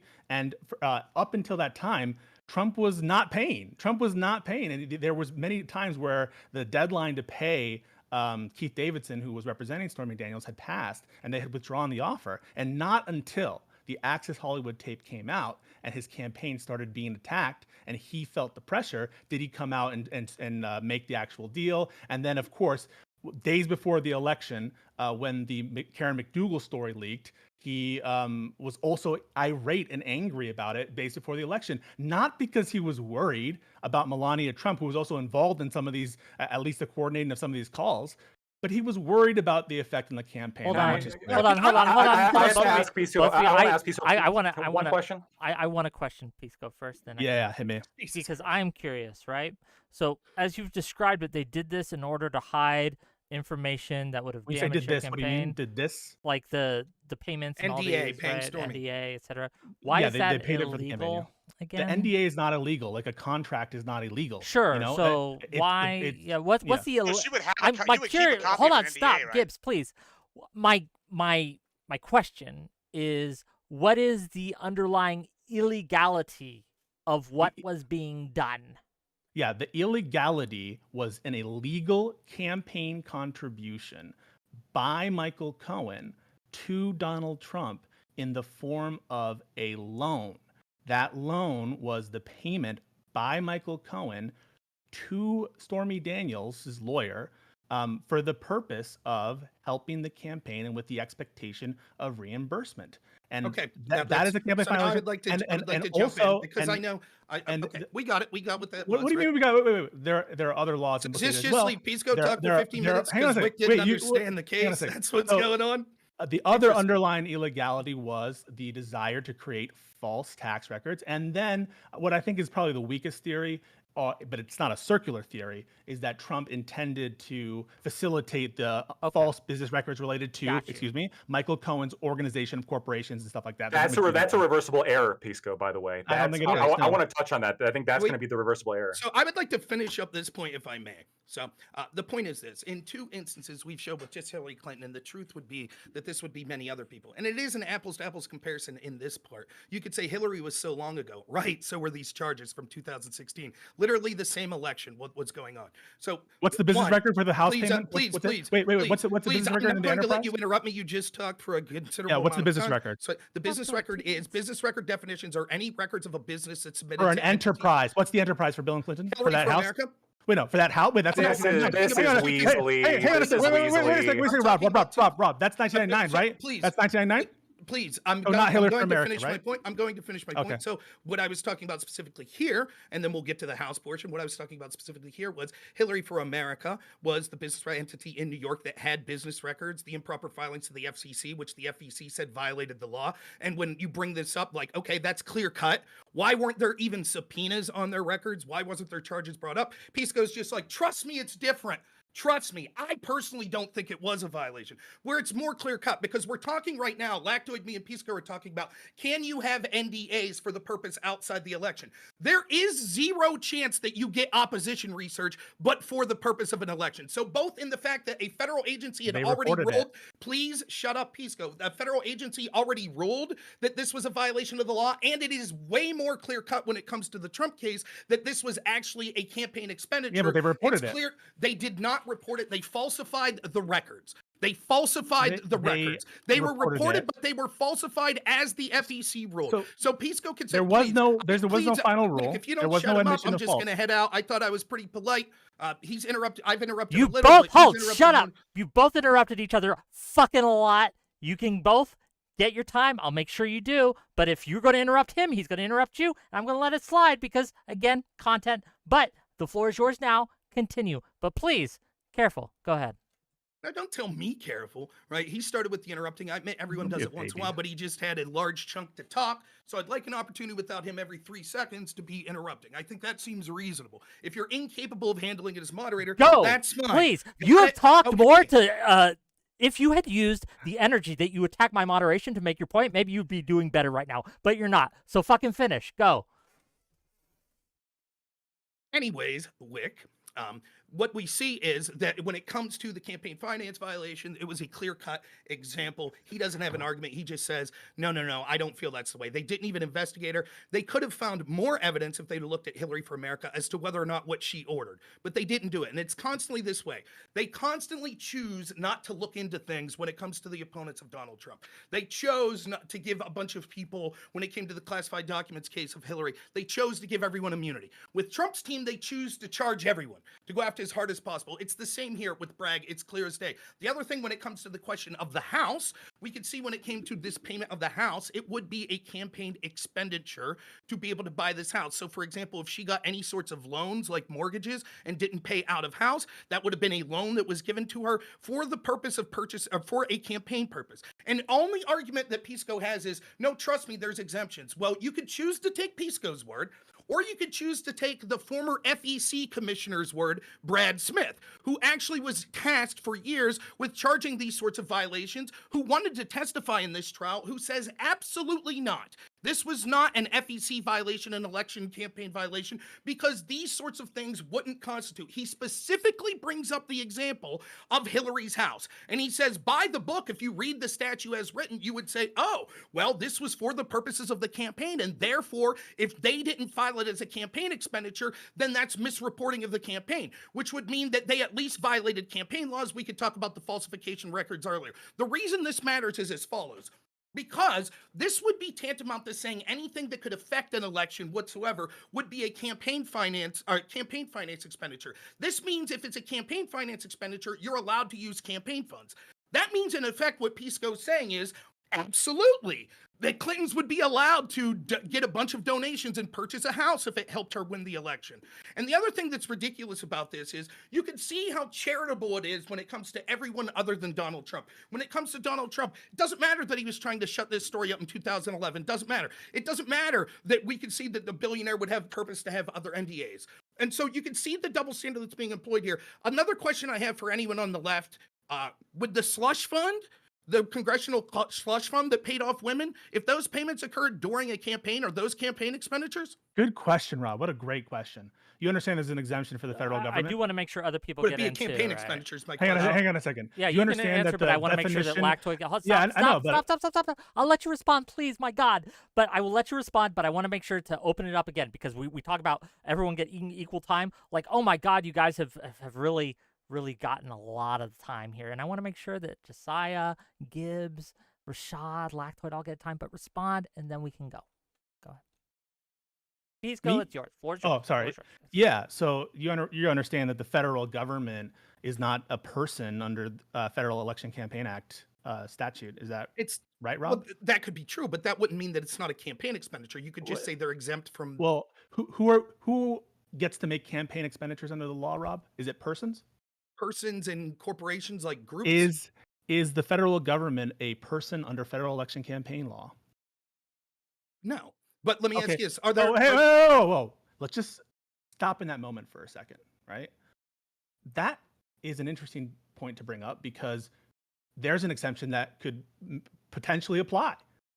And you ridiculed me earlier by saying, oh, exemptions. There's a lot of exemptions here that I will look into the particular case of the House. I wasn't aware about it before. And now that I know it, I will look into that matter. And maybe there is a double standard if I look into it and see that something's wrong. I'm not going to take the word of some FEC stooge that Trump appointed and who wanted to testify for Trump. I'm not going to take the word of you right now sitting here. And no matter what, you're not going to argue to me that Bill and Hillary Clinton as a marital household constitutes an enterprise such that they would be liable to the false business records statutes. And so with respect, at least to the DA, I hope that you would agree that that payment to for the house or mortgage or whatever that it was, that there's no sign of double standard with respect to the DA. Is that right, Rob and Lactoid? Yeah, I'll answer with the even beyond that, the statute of limitations long beyond that anyway. So no, I'm not saying that Bragg or Cy Vance would had to look back at that. I'm They not, should've- no, please, no. please, That's let not me my finish. question. Please, your question is it a double standard that Cy Vance and Alvin Bragg No, didn't that's go not my back question. and That's not my prosecute? question. That's not my question. Well, So you then agree? I'm sorry, Wait, you I'll continue to answer. I'm sorry that you were unclear Answer a in the different manner of question. question. Answer a That different is your question. Let me No. ask you right now. I'm going to leave you. I'll leave you re-answer, but just Yeah. to see if you're good faith. So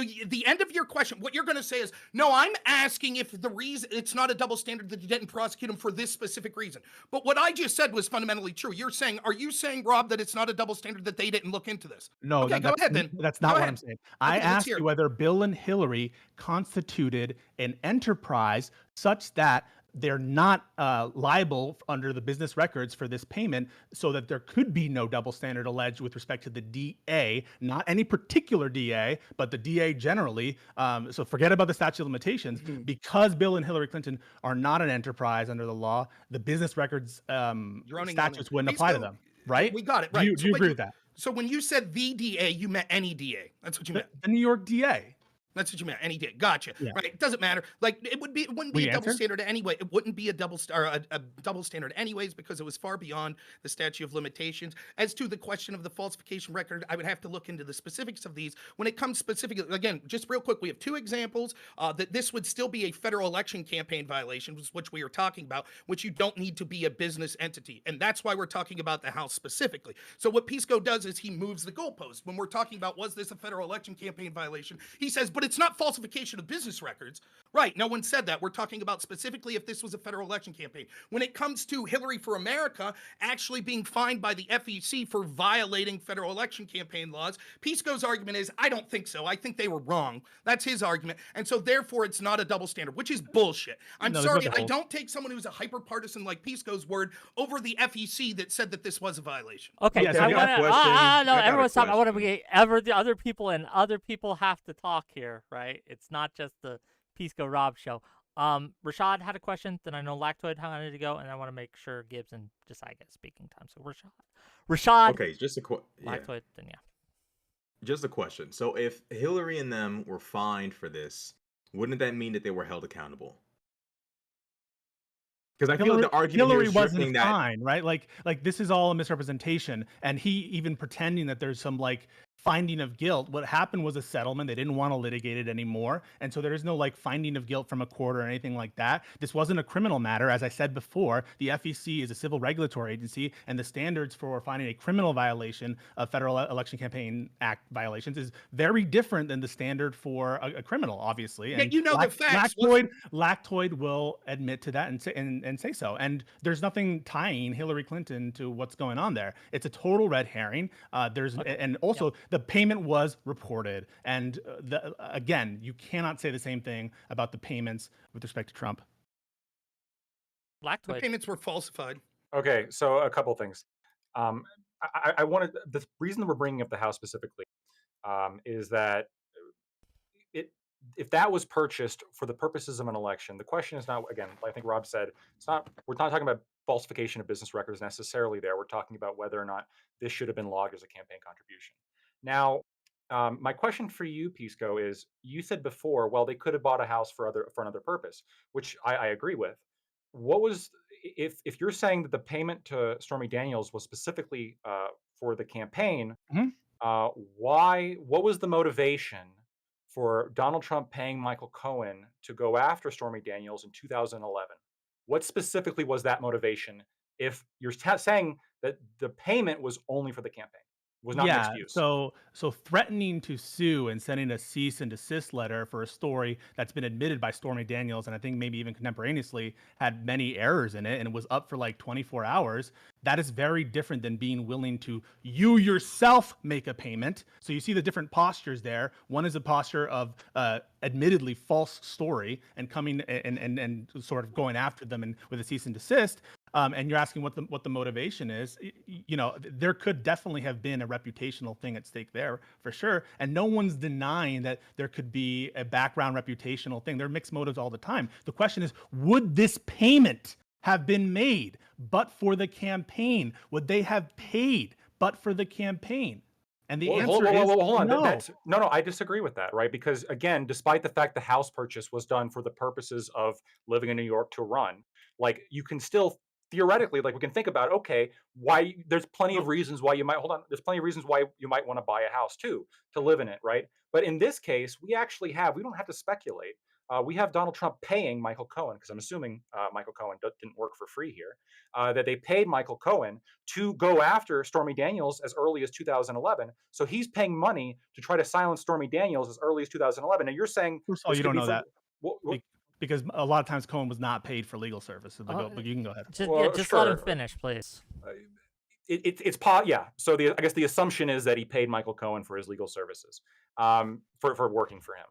Regardless, at the behest of Donald Trump, Michael Cohen was doing this, right? Was going after Stormy Daniels to try to shut her up as early as 2011. You're saying that's because of some kind of reputation interest, which I would agree with. I think there's a false story as well. There's absolutely a reputation interest in silencing Stormy Daniels. There's multiple instances in 2011 in which Michael Cohen was silencing Stormy Daniels. And so do these reputational interests just disappear once you get closer to the election? Absolutely not. Like, sure, there is this new motivation of look at the different posture. Let him finish. Let him finish. There's this new motivation that comes like when you're beginning to run for something, but there's obviously a mixed motivation here because there is this other motivation. If you're going to hold this standard, which is even a mixed motivation, if done for the purposes of campaign, needs to be reported as a campaign contribution, you get into just like wacko land. You're misunderstanding. Hold on, no, I'm not misunderstanding, because you would have to log your water bill, because showering looks good for the campaign, so you got to log your water bill as a campaign contribution. If you buy shampoo, you have to do that. So what specifically am I misunderstanding? So mixed motive is not what's bad here, right? It's not like saying, okay, this is good for this, but also for that. The question is the campaign a but for? That's the question. And there are, again, other exemptions relative here that might deal with certain kind of like, you know, if you're showering, if you purchase something for your hair, there are these kind of bona fide exceptions that exist in the law so that you don't get into this ridiculous territory. So just to be 1,000% clear, it's not, did you have any motivation for the campaign? It's, but for the campaign, does this contribution happen? The house. So with this particular payment, and the reason why it's in 2011, think about the posture here. In 2011, it's take that down or we'll sue you. And now in 2016, it's, we'll give you all this money to shut up. Well, because that is a materially different posture. I understand, because this is like it's ramping up, and obviously this isn't helping, right? Or this isn't stopping her. And so you get into this. There's a reason that posture is different, Lactoid. There's a reason. It's the campaign. Let him answer, please. Yeah, this is important, right? So the prior instances of attempting to shut her up that were unsuccessful absolutely can lead to an NDA at the end point. You and I both know this. There's plenty of cases that you might not settle right away, but then as you go on, as you get closer to trial, then you might settle it. Then you might pay more than you were initially willing to pay because of, well, shit, we're getting close to trial. Like, it's been going on a long time and they're not giving up. And the facts are actually kind of worse for us. And the things that we thought that we could do here and the testimony that we thought that we were going to get, it's simply not coming to fruition. There's that motivation. Is it absolutely true that when you're running for office, are you going to not want to look bad? For sure. I'm not saying that's like not a potential motivation. But when you're saying but for, beyond a reasonable doubt, by the way, Pisco, hold on. No. The jury needs to be, like, you got to prove to the jury here that but for the election, beyond a reasonable doubt, when this evidence exists from 2011, that he could not have made this NDA payment without the campaign. That the evidence isn't there. Okay. So you think quickly, concisely, then Gibbs is gonna die. It's just a coincidence that this, the sex happened in 2006. And 10 years later, that's your argument with the House. The deal was coming to a fruition anyway. But we have more evidence here with the campaign contribution. You have Hope Hicks' testimony under oath. Who knows better than the insiders who are part of Trump's campaign? Put aside Michael Cohen. What did she say? Did you read that transcript of all that? Yes, I did. Yes, I did. David, I read that testimony. David Pecker is saying that this was part of an organized scheme to catch and kill. That's David Pecker. They had done it in the last year with 2 other stories, all funneled through AMI and the National Enquirer. And he also told Dylan Howard that we are going to try to help the campaign, and to do that, I'm going to keep this whole thing that we're going on as possible. So the witness testimony corroborates. Yeah, hold on. Catch and kill's been going on since 2011. Here's my ultimate point. You're saying When was that, the campaign? Donald Trump's campaign, that was in 2015. And 16. Okay, so Yeah, and 16, not 2011. But that David wasn't Pecker catch says, and- David that Pecker, wasn't who's a catch and part of this kill. scheme of catch and kill, in 2016, he says, we are going to try to help the campaign. He is a part of this scheme. No, He is a hold on, witness wait. to the crime. Again, I'm the one alleging mixed motive here. I'm saying that for sure, when you're going to run for something, just like in the case of Hillary Clinton, when you said, I think it was your word specifically, Pisco, well, there's other reasons why you might want to buy a house in New York. You said that. Hold on.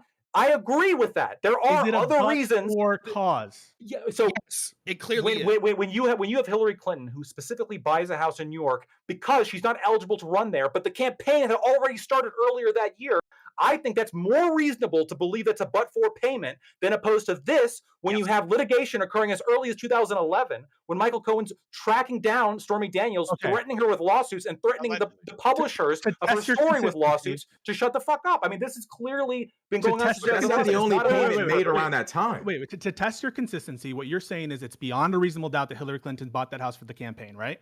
At that time. No. I'm saying it's closer. Are you saying it's beyond a reasonable doubt? Hold on. I'm not saying that. I'm saying it's closer. It's closer to beyond a reasonable doubt that she bought that house solely for the campaign, and it should have been a campaign contribution, than it is that Trump paid off Stormy Daniels solely for the campaign. But here we have insiders who are saying specifically that was the purpose. We have people in Trump's payroll saying that.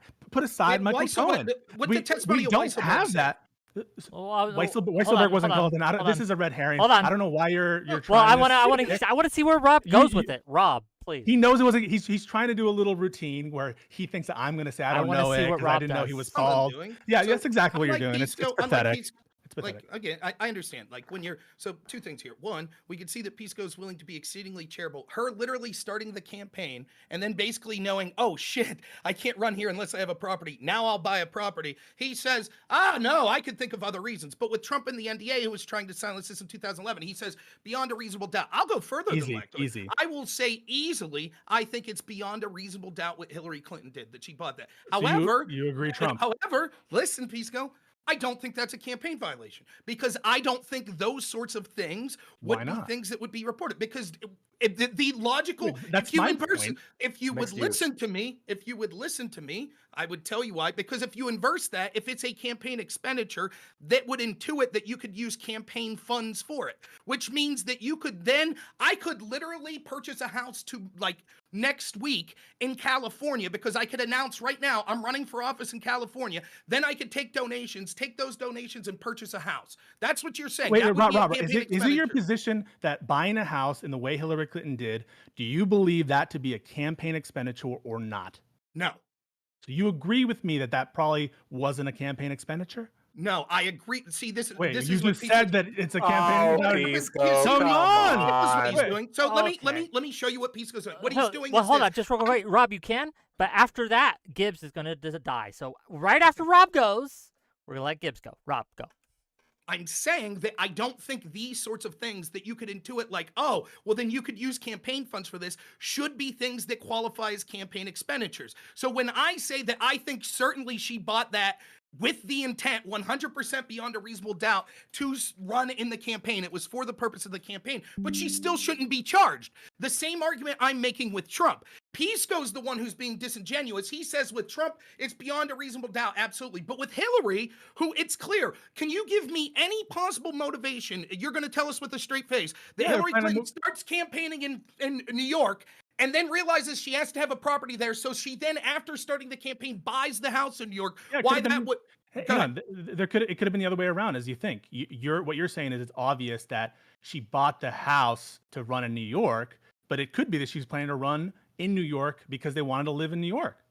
That doesn't matter. The purchase of the house at the point. That's the reasonable doubt. Wait, hang on. That's the reasonable doubt standard, beyond a reasonable doubt standard. In the Trump case, there's way more evidence of Trump's intent. 100%. Yes, it's not even. Unlike that, we don't have evidence that Hillary was shopping for a house in New York. It's 6 years prior. With Trump, we have evidence that he was attempting to get this story silenced 5 years prior to when he made these payments. So anyone who's being reasonable, I think that me and Lactoid have a reasonable position where we say, both of us are saying, yeah, there's certainly motivation for the campaign for both. It seems worse for Hillary, but we wouldn't charge either of them. That's our argument. Your argument is, and it's like this with every single issue, no. It's only what Trump did exclusively. You're making literally the exact same argument with the FEC violations, which I'd be more than happy to go through Hillary of America and the disingenuous falsified documents she sent to the FEC. If you'd like, we could talk specifics. Why don't we talk about first? Let's deal with the House. No, hold on. No, we're going to circle the drain, and then we're never going to get off of this, and we do need to get to other people. I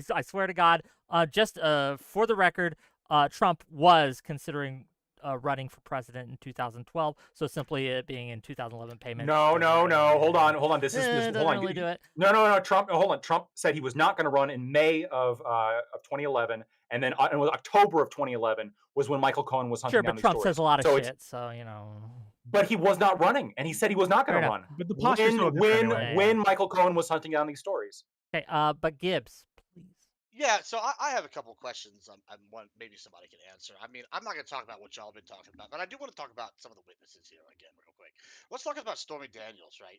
She just had her fraud case dismissed, where she ended up having to pay Trump because they found it, lacking. The whole case that was basically where they presented this NDA that Trump never signed. So they presented this. Her lawyer was Michael Avante, a known scam artist who just sat here and made some bullshit up, then got arrested and tried, is in jail to this day for things related to that trial. That's the start of this, right? This is where, and so it behooves you to think, hey, maybe. Is it possible that a scam artist and a hooker got together and said, hey, you know what we're going to do? We know Trump's running for president. Let's go and blackmail him and just have a bullshit thing that put out in the public. And since people hate him, we're just going to run with it. Oh, and then when it goes to a civil trial, the burden of proof is lower in a civil trial, and they still dismissed it. And so then when we come to the criminal court case now, that's the evidence you're going to use and say, hey, we have this NDA of the hush money that only Stormy Daniels signed. Her lawyer who presented it is a convicted con artist. And the only people that can connect it to it is a perjurer from the National Enquirer and his El Jefe buddy over there at the National Enquirer, who published things like, hey, I don't know, the aliens built the pyramids. It's outrageous that y'all are going to sit here and act like this is any kind of real credibility. But Hope Hicks corroborated it too. Hold on. And we're going to sit here and we're going to act like it's anything credible. When we talked about business documents for the last hour and a half, I heard the most nitpicky bullshit of ticky-tack little things on business documents, and you can't even present me with an NDA that Trump allegedly signed when Trump has sat here the entire time. No one alleges he signed it. Trump has sat here and denied even meeting her multiple times. It's he said, she said, and they went and took the little tattletales and turned it into a politically motivated trial to try to stop him from being elected president because they have a dimension for the person who's alleged to have made the facilitated the payments testified. Hope Hicks also basically snitched and cried on the stand after snitching. And then on top of that, Karen McDougal is another person who had a payment made to her around the time of the election as well. So it's not even like it's just a Stormy Daniels thing. We have other payments that were made at the time. Chronology. We're just gonna let him say. We're just gonna let him say everything he just said. Hold on. We're not. Everyone's going to get a chance to respond. But you can't all respond at once because no one can hear what you're saying. So I'm going to let everyone here respond. This is the order we're going to go in. We're going to go Lactoid. We're going to go Pisco. We're going to go Rashad. I don't know if Rob wanted in this or not. Sure. Sure. And then we'll get Rob. But then I have one more question before we close to the end, right? But it's going to be a while. So we're going to start with that. So that's the order. Lactoid, Pisco, Rashad. Rob. I only want to say one thing. I found some evidence. I found a New York Times article from 1999, and the Clinton campaign specifically said that she was moving to New York because she has to live there to run for Senate. Yeah, It was not that they were going to live there anyway. That's not true. Just to be clear, I will look into the 1999 purchase of the home and come back on what my thoughts are about whether or not it proves a double standard. I think that that's fair for me to look at all the facts and to look at the law. And if there is no exception or if there is a business record at issue, I'll come forth and say to Rob, they are an enterprise. Actually, I was wrong. The marital couple can be an enterprise. There is a business record, or even under the underlying. Hang on. I'm going to address everything. So don't worry about it. You bring up a point no one's arguing. I'm being comprehensive. So no, wait, you're wait. Hey, hang on. So Rob, you are not arguing that the DA should have charged Hillary Clinton. That's right? Okay. Not in the House case. In the other case, yes. Okay. So just to be 100% clear, that It's does a not federal that does election not apply. violation based on your interpretation. Okay, and Trump was not charged federally for a federal election crime. Is That's that right? correct. The feds Okay. didn't think he So committed that crime. Did the feds treat Hillary Clinton and Donald Trump equally with campaign finance? The argument is as follows. Yes or no? Can you give me a yes or no? No. Wait, so Hillary Clinton, who was fined, was treated better? No. Then it wouldn't be equal if they were treated differently, right? But I'm Hold just on, asking. no. Rob, let me ask you direct. So you said no, they're not being treated equal, correct? Can you elaborate on that? Was I it wanna- any- Well, they both weren't charged. Hold on, I one want to got let fined. Rob elaborate on it, please. No, one got fined, the other wasn't. What we're talking about specifically here, though, is states being able to basically charge through other means federal election violations, which is absurd in its face. So what happens is, even if the feds treated both, not really equally, but treated both with some sort of fairness, the state is alleging that there was a federal crime that was committed that they're using as the underpinning and the unlawful means for the state or for the crime that they have jurisdiction over. But So you just Peace said the goes New again York. You poison- just said Peace the New goes York ag- couldn't charge her. What's that? I thought you just said that you're These not statutes- alleging. what Wait, we're let me doing- wait. You asked me for Go ahead. clarification. I'm giving you clarification. You just conceded that more or less, they fined Hillary, but more or less the feds treated them similarly with respect to Hillary Clinton and Donald Trump. So in terms of the DOJ, you're saying there is fairness and parity. With respect to the Manhattan DA, you're saying there's not parity. But again, what you just admitted, I thought you said that you don't know at this moment whether or not there would have been a chargeable offense by the DA in 1999.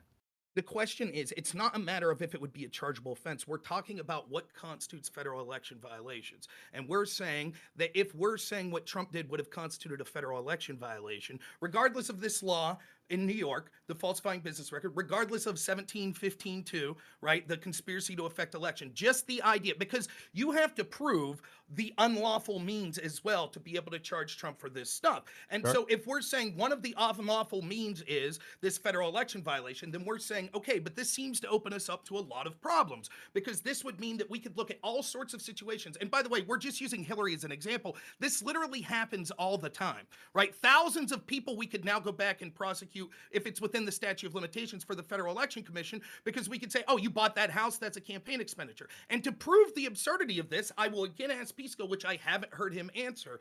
Does that mean your reading of this would be that I could run for office, get campaign contributions, and use them to purchase a house, as long as I say, well, I purchased the house for the election. I could purchase a Corvette, I could purchase a house, I could anything I want, as long as I say, but for the election, I wouldn't have purchased this. Yeah, so I'm not here to justify your implicit assumption there that anything that equates to a campaign expenditure you can use campaign funds for. Can you give me an example? Hang on a second. I do not know that to be a correct statement of law, that just because you can use that it can be qualified as a campaign expenditure means therefore that you can use campaign funds. Those concepts don't necessarily, in my mind at least, as not a Federal Elections Act expert, those concepts don't seem to be necessarily linked. The expert weighed in. He disagreed with you, by the way. So just to be 100% clear, I'm not ready to onboard that assumption. Number one, and number two, again, whether or not it's an expenditure or a contribution, the House, I don't know if the residence that you're using to establish residency to even run in the election itself constitutes a campaign expenditure. I'm just not sure about that. And I told you I'm going to look into the purchase of that house and get back to you. But right now, as I stand here, I'm not willing to make a declaration that just because you're using a residence, you can use campaign funds. We do need. May I ask? Yes, you can. Yeah, you can. But I'll give it to you first, right, for this, because I know everyone's got a panel after this, and I want to make sure we cover the 3 topics that I wanted to cover. And the last topic that I wanted to cover, and it's probably going to open it up to more than just the lawyers here, right? Will this affect the election outcome at all? So we have had a situation, right, where whether it was lawfare or not, whether he was actually guilty or not, Trump specifically, has been found guilty, right? He is convicted. He hasn't been sentenced yet. We don't know we don't know if it'll come to appeals, if it'll be overturned to appeals. We don't know, but it has happened. Will this affect the upcoming election in November?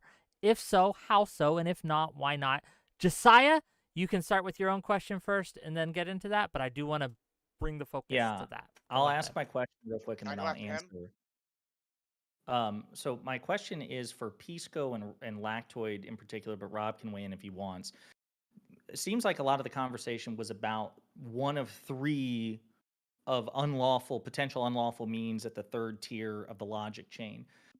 So again, I'm not an attorney, but let's say I grant you all of that, that there's no case to be made that he knowingly violated federal election Then it's campaign appealable. law. Well, hang on just real quick, but what about the other two? Like if the jury says, okay, listen, like if the 12 jurors said, yeah, of those three, that's not one that we thought that we could make the case for. But what about the other ones like falsifying business records and I think like some like tax violation? Like I can address this. could the verdict still be legitimate by the technical letter of the law if you've only eliminated one of the three potential unlawful means? And I'd like the attorneys, but even Rob, if they want to weigh in. So I wanted to. So we talked about the tax stuff initially. I made my position clear on that, and then we talked about the election finance thing. The one thing we haven't talked about is the kind of middle one, right? The falsification of business records as regards the steps that Michael Cohen took to acquire the money. I actually think this is the weakest of the three. I think most people agree it's the weakest of the three, but I think it's actually so weak that it's a reversible. It's reversible to even put it on the. When you say in the jury reversible, you instructions. mean like with appeals? That to have Yeah. the instruction, Yeah, he's yeah, basically saying no reasonable juror Gotcha, could have gotcha, come to gotcha. the conclusion. And the reason why I don't think any reasonable juror could come to that conclusion is because, again, I haven't read through all the transcripts, but my understanding is that no evidence was presented that Donald Trump knew anything about the business records that Michael Cohen was falsifying in order to get that money. And if they tell the jury, you can find him guilty based on this, but there's no evidence in the record put in as to Trump's knowledge or how Trump could have known about the setting up of those business records to acquire the money, then how possibly could the jury have decided it on that basis? There is And we don't know if the jury decided it on that basis. And if they did, they decided it based on no evidence. But there is evidence on the record. The phone call that's recorded, you hear him saying he's going to set up an LLC to make and to facilitate an illegal corporate contribution, and that is the illegal corporate contribution of AMI. As I'm sure Lactoid is aware, corporations cannot make election contributions; they're just not allowed to. And you hear in the call that Michael Cohen references he's making an entity to do so. And so I don't know that you're going to win on that argument. It's possible, but again, I'm not saying that there's not going to be a basis here to uphold. I don't think that's the strongest one. I think that there is evidence on the record that suggests he might have actually known about that stuff. The bigger point, Pondering, to answer your question. Yeah, go ahead, Rob. The bigger point is, technically you're right? Like if in a normal trial, if you only have to meet one of the three and you meet one, then that would be enough to prove it was an unlawful means. But the problem is if one of the three get tossed out here, because the way the judge gave the instructions, where he said that they did not have to all pick one, that would mean that the case has to be thrown out. And here's why. Regardless of what jurists would say now, they did not put on any sort of official documentation that they were voting or that they were finding him guilty of a particular unlawful means. That means that any reasonable appellate court would have to say, well, listen, if one of these three goes out, we don't know. Possibly one of the jurists found Trump guilty because he thought he violated. And so if it's not there would be no choice at that point but to appeal, which I believe, this is a conspiracy theory, but I'll admit it, I believe the judge purposely did that, knowing that it'll be overturned on appeal, because let me restate. It's not that he purposely knew that this was likely to be overturned on appeal, but he did it anyways because he wanted to make it as likely as possible that Trump would be convicted. Wait, no, hey, so it doesn't even make sense at all. Like, instead of ascribing a motive that I think is the most likely, which is he's following the precedent from People versus Mackey, that is a case where the same language is in the burglar statute, where, think about this, imagine there's a burglary, and a burglary is like going into a dwelling, a breaking in with the intent to commit a crime therein, right? The finding in People versus Mackey, this old case from the Court of Appeals, which is the highest New York court, said you don't need to agree on what the underlying crime is when you burglarize. If you burglarize and some of you agree that it's to kill, some of you agree to rape, that's okay. It's a jury instruction. Instead of saying, well, no, they're following the example of People versus Mackey, which seems to be on point. Maybe it's not, but that seems to be the most on point precedent and the most normal. He says it's a conspiracy. It's a conspiracy to maximize conviction while jeopardizing appeal, the fact that it's going to stay with no evidence. And he just told you that there's no evidence, but he believes it nonetheless. That's right. That should give you an insight about how his mind operates. Yeah, but He do you wanna believes talk things about- on no evidence. Well, we So know what the last topic we'll get to is. We'll talk about an insight to how your mind operates. But again, I'd like you to address the main point, which is regardless of what my feeling is, which I admitted I didn't have specific evidence for, if one of these gets overturned, right, and says that that wasn't one that was legitimate, that you agree that that's justification for an appeal, correct? If no reasonable juror could have come to the conclusion that the falsification of business record charge could stick, again, I'm not specifically familiar with New York case law on that, but I would think as a constitutional matter, there would be serious concerns. And again, subject to me reading up on the specific case law, I'm pretty sure that would be, the result would be vacated. I read that burglary case, by the way, real quick. Sure, real quick, but then Josiah needs to finish his point. Yeah. I think the important thing here is in that burglary case, you still had to prove the mens rea on the person, Correct. like who intended to commit a crime. Yeah, and they had to do that here. Even if the crime. They had to do that here, and that's what I guess you're not fully conceptualizing the election law here, and you're thinking that they have to know that the law, that the law is what it is, and that they've knowingly violated it, as opposed to intending the acts that constitute the unlawful act. So my thing is That's necessary for the intent of the underlying action, right? That's what I'm trying to say. Correct. Hang on. In order to intend an illegal campaign contribution, do you think you need to know that it is illegal? If you're falsifying business records with that intent, I would think so. Otherwise, Pisco, think about it's pretty obvious, right? Let's say you don't know. Let's say Trump had no idea whatsoever how this would affect his taxes, even though let's say it would give him a benefit in taxes. Let's say he had no idea about that.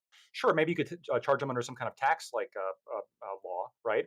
But how could you prove that when he was falsifying the business records, he was doing that with the intent of committing tax fraud if he had no idea how it would affect his taxes? Because the underlying taxing requires not that you know it's illegal, but that you're intentionally misrepresenting. That's the intent. The intent is the underlying conduct that is lying on the tax form. That's where the intent comes in, not knowing what you're doing is illegal. If you're purposely misrepresented on the tax, you don't need to show beyond a reasonable doubt that he knew that conduct was legal. You need to show beyond a reasonable doubt that he purposely lied to the IRS. That's where the intent comes in. Potentially for some. Hold on. Maybe not intentionally. That's the lied, normal rule. There could be like a tax violation potentially here. What I'm trying to say is, again, going back to the hypothetical, I just want an answer to this. Let's say Trump had no idea how this would affect his taxes. Okay, he didn't know if this would raise his taxes or lower his taxes. He knew he was lying. No, hold on. He didn't. Lying about what? Did he know he was lying on his for the IRS things? No. At the time of falsifying the business records, what do you think that he knew that he was lying about? Because he was representing that this was income paid to Michael Cohen. They took out payroll tax and they structured it on fake legal services for a retainer that didn't exist. And so the question is to you: do you think that if he knowingly lied on that tax form, assume it. I'm not asking you to say that whether you think it is not. Assume he knowingly lied on that tax form, knowing that this was not income and knowing it was a reimbursement. Do you think that that constitutes all the elements of tax fraud and the intent to commit tax fraud, which is an element of tax fraud? I think if he knowingly committed tax fraud, like if he knowingly lied on his taxes specifically, he committed tax fraud. Hold on, then there could be a potentially a charge there. But what I'm saying is, hold on. But what I'm saying wait. I'm getting to the meat, and this is what. Don't cut me off. So what I'm trying to. There's like two problems here. First of all, I don't think that evidence was put into place that proved that at the time of the falsification of the business records, this was being done with the intent of committing tax fraud. That he had any idea about how this would affect his taxes, or that he would even lie in his taxes necessarily. And then two was there any evidence that he knowingly falsified his taxes? Yeah. So the greater includes the lesser here. He actually did falsify his taxes. That's the greater includes the lesser. But no, when you say knowingly, would you agree that assuming he hang on a second, Lactone. This is a real quick syllogism. Would you agree that if he knew that this was false and he was misrepresented to the IRS, that he committed the crime of the underlying crime?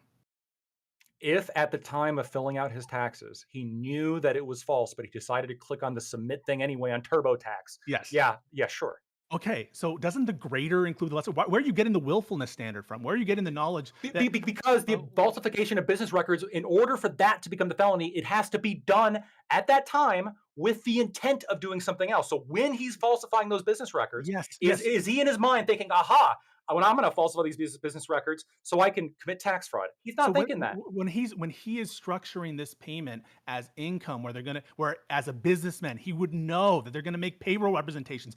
You're by definition going to be making representations to the IRS. And so for you, I think. Are you talking about TurboTax?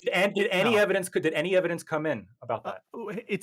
First of all, there's a ton of evidence about Donald Trump's knowledge about general business practice, his fastidiousness, his sort of attention to detail, all that in terms of Trump. Could he have forgot? And it is implicit in what when you're talking about payroll income, when they doubled it up for taxes. Remember that little form, the smoking gun, where it says, well that wasn't Trump though, right?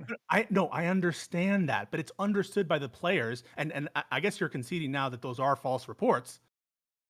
So I'm working under the assumption that they are false reports. Would you agree that it is or not? Just for my, you agree they're false? I don't know, right?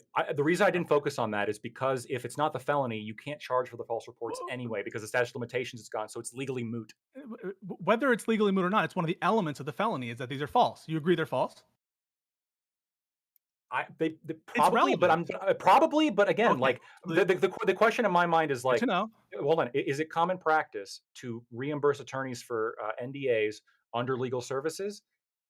Maybe. Answer no. Hold on, maybe. You're a lawyer. You know that's not. Hang on. You're not gonna. No. This is what's crazy, right? You know. I'm not a New York lawyer. Shit's crazy over there.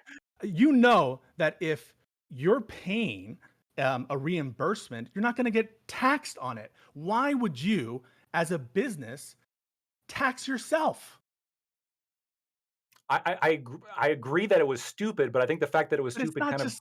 Let him answer the question. Let him answer the question. The fact that it's stupid, I actually think sort of goes to the argument that Trump didn't do this with the intent of committing tax fraud. Because why would you lie? Why would you falsify records with the intention of paying more taxes? Like that, because he's willing to pay. I don't think he was thinking about that. Because he's not dumb in that respect. He is willing to pay more to hide it. Otherwise, you're saying he just wants to structure it this way because he doesn't know anything about tax. But it's clear that they know about taxes. These are wait. Just one last thing. For evidence of this, Donald Trump, I think, has literally said, "No one knows more about taxes than me. I do all this taxing." I think he's literally made the Lactoid. He has literally. He said that about everything. Okay, nope. I'm throwing a flag on the plate, both of you, because you're circling the drain, and we're gonna go for the next 30 minutes. Physics. We have a hard cutoff here because you have other places to go. I know Rob has his 10 minutes he wants with Pisco on the Bowman thing that I want to make sure. I'm not gonna give that to him. No. That is one of the. Yeah. So to be 1,000.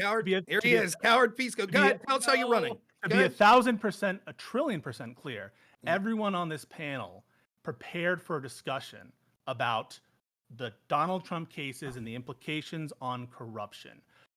For Rob Noor, big baby that he is, to turn this conversation and disrespect the audience, the panel, and the reason we're here by sort of executing on a vendetta that he has about me on some totally irrelevant matter,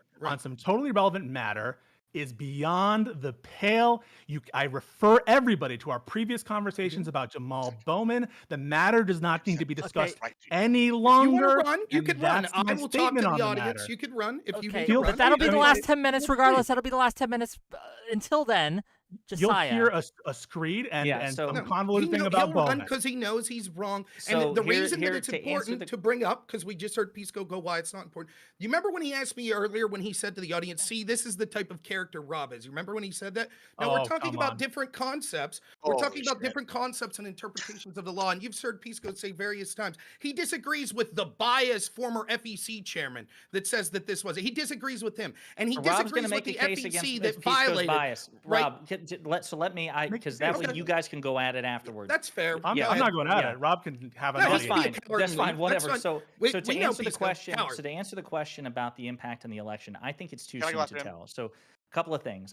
Reportedly, I don't know if this has been confirmed yet, but Donald Trump raked in a fuck ton of money in the 24 hours after the conviction, small dollar donors and things like that. He's been lagging behind President Biden in terms of fundraising. This could close the gap. We'll see what happens. We'll see what Biden reports. On the other hand, the consistent polling post-conviction shows it's a tick towards Biden or a reduction in Trump's favorability. So, but again, it's too soon to tell. I think that the general conception is whether or not you think that the verdict here was legally valid, it is considered by far the weakest of the cases against Trump. And I think that it will have the least impact on this. But also, to be clear, because this election will undoubtedly be razor thin, if Trump loses support on the margins, it will cost him the election. He has to maximize. He's never won the popular vote against any of his peers. So he has to overperform in terms of support. He has to win back swing states that he lost from President Biden. Biden has a greater margin for error in terms of what he can lose. But Trump also has been consistently pulling ahead. I still think this election is a wash as of right now, and there's evidence either way, depending on which metric you want to use, fundraising versus polling. That's my position. It's election interference. That's what So, it is. any other thoughts on that? Yes. Gibbs? Go ahead. Yeah, so I think it's basically everything just Pondering Politics just said here. No, you is, got but Bibbs, you can Sorry. use my name. Yeah, Yeah, you're I good, buddy. appreciate it. Yeah, well, you're gonna laugh at the anything I have to say here, but like, yeah, I definitely got to say, absolutely, he's correct. He had the website crashed. 54 million was reported in the first 8 to 24 hours. 6 points up in polling. I gotta say, when I went out there clubbing this weekend, probably a bad idea considering my eyeballs, but I'd never seen so many people so quickly get mugshot hot T-shirts from his last one that said "Free the Dawn" and like walking around. People I knew that were like hardcore Democrats their whole life suddenly were saying, "We're gonna vote for Trump. That's someone we want. They're out to get him." Yada yada. Now, I do want to add one thing before I turn it over because I know this is probably the last time I'll get to speak here.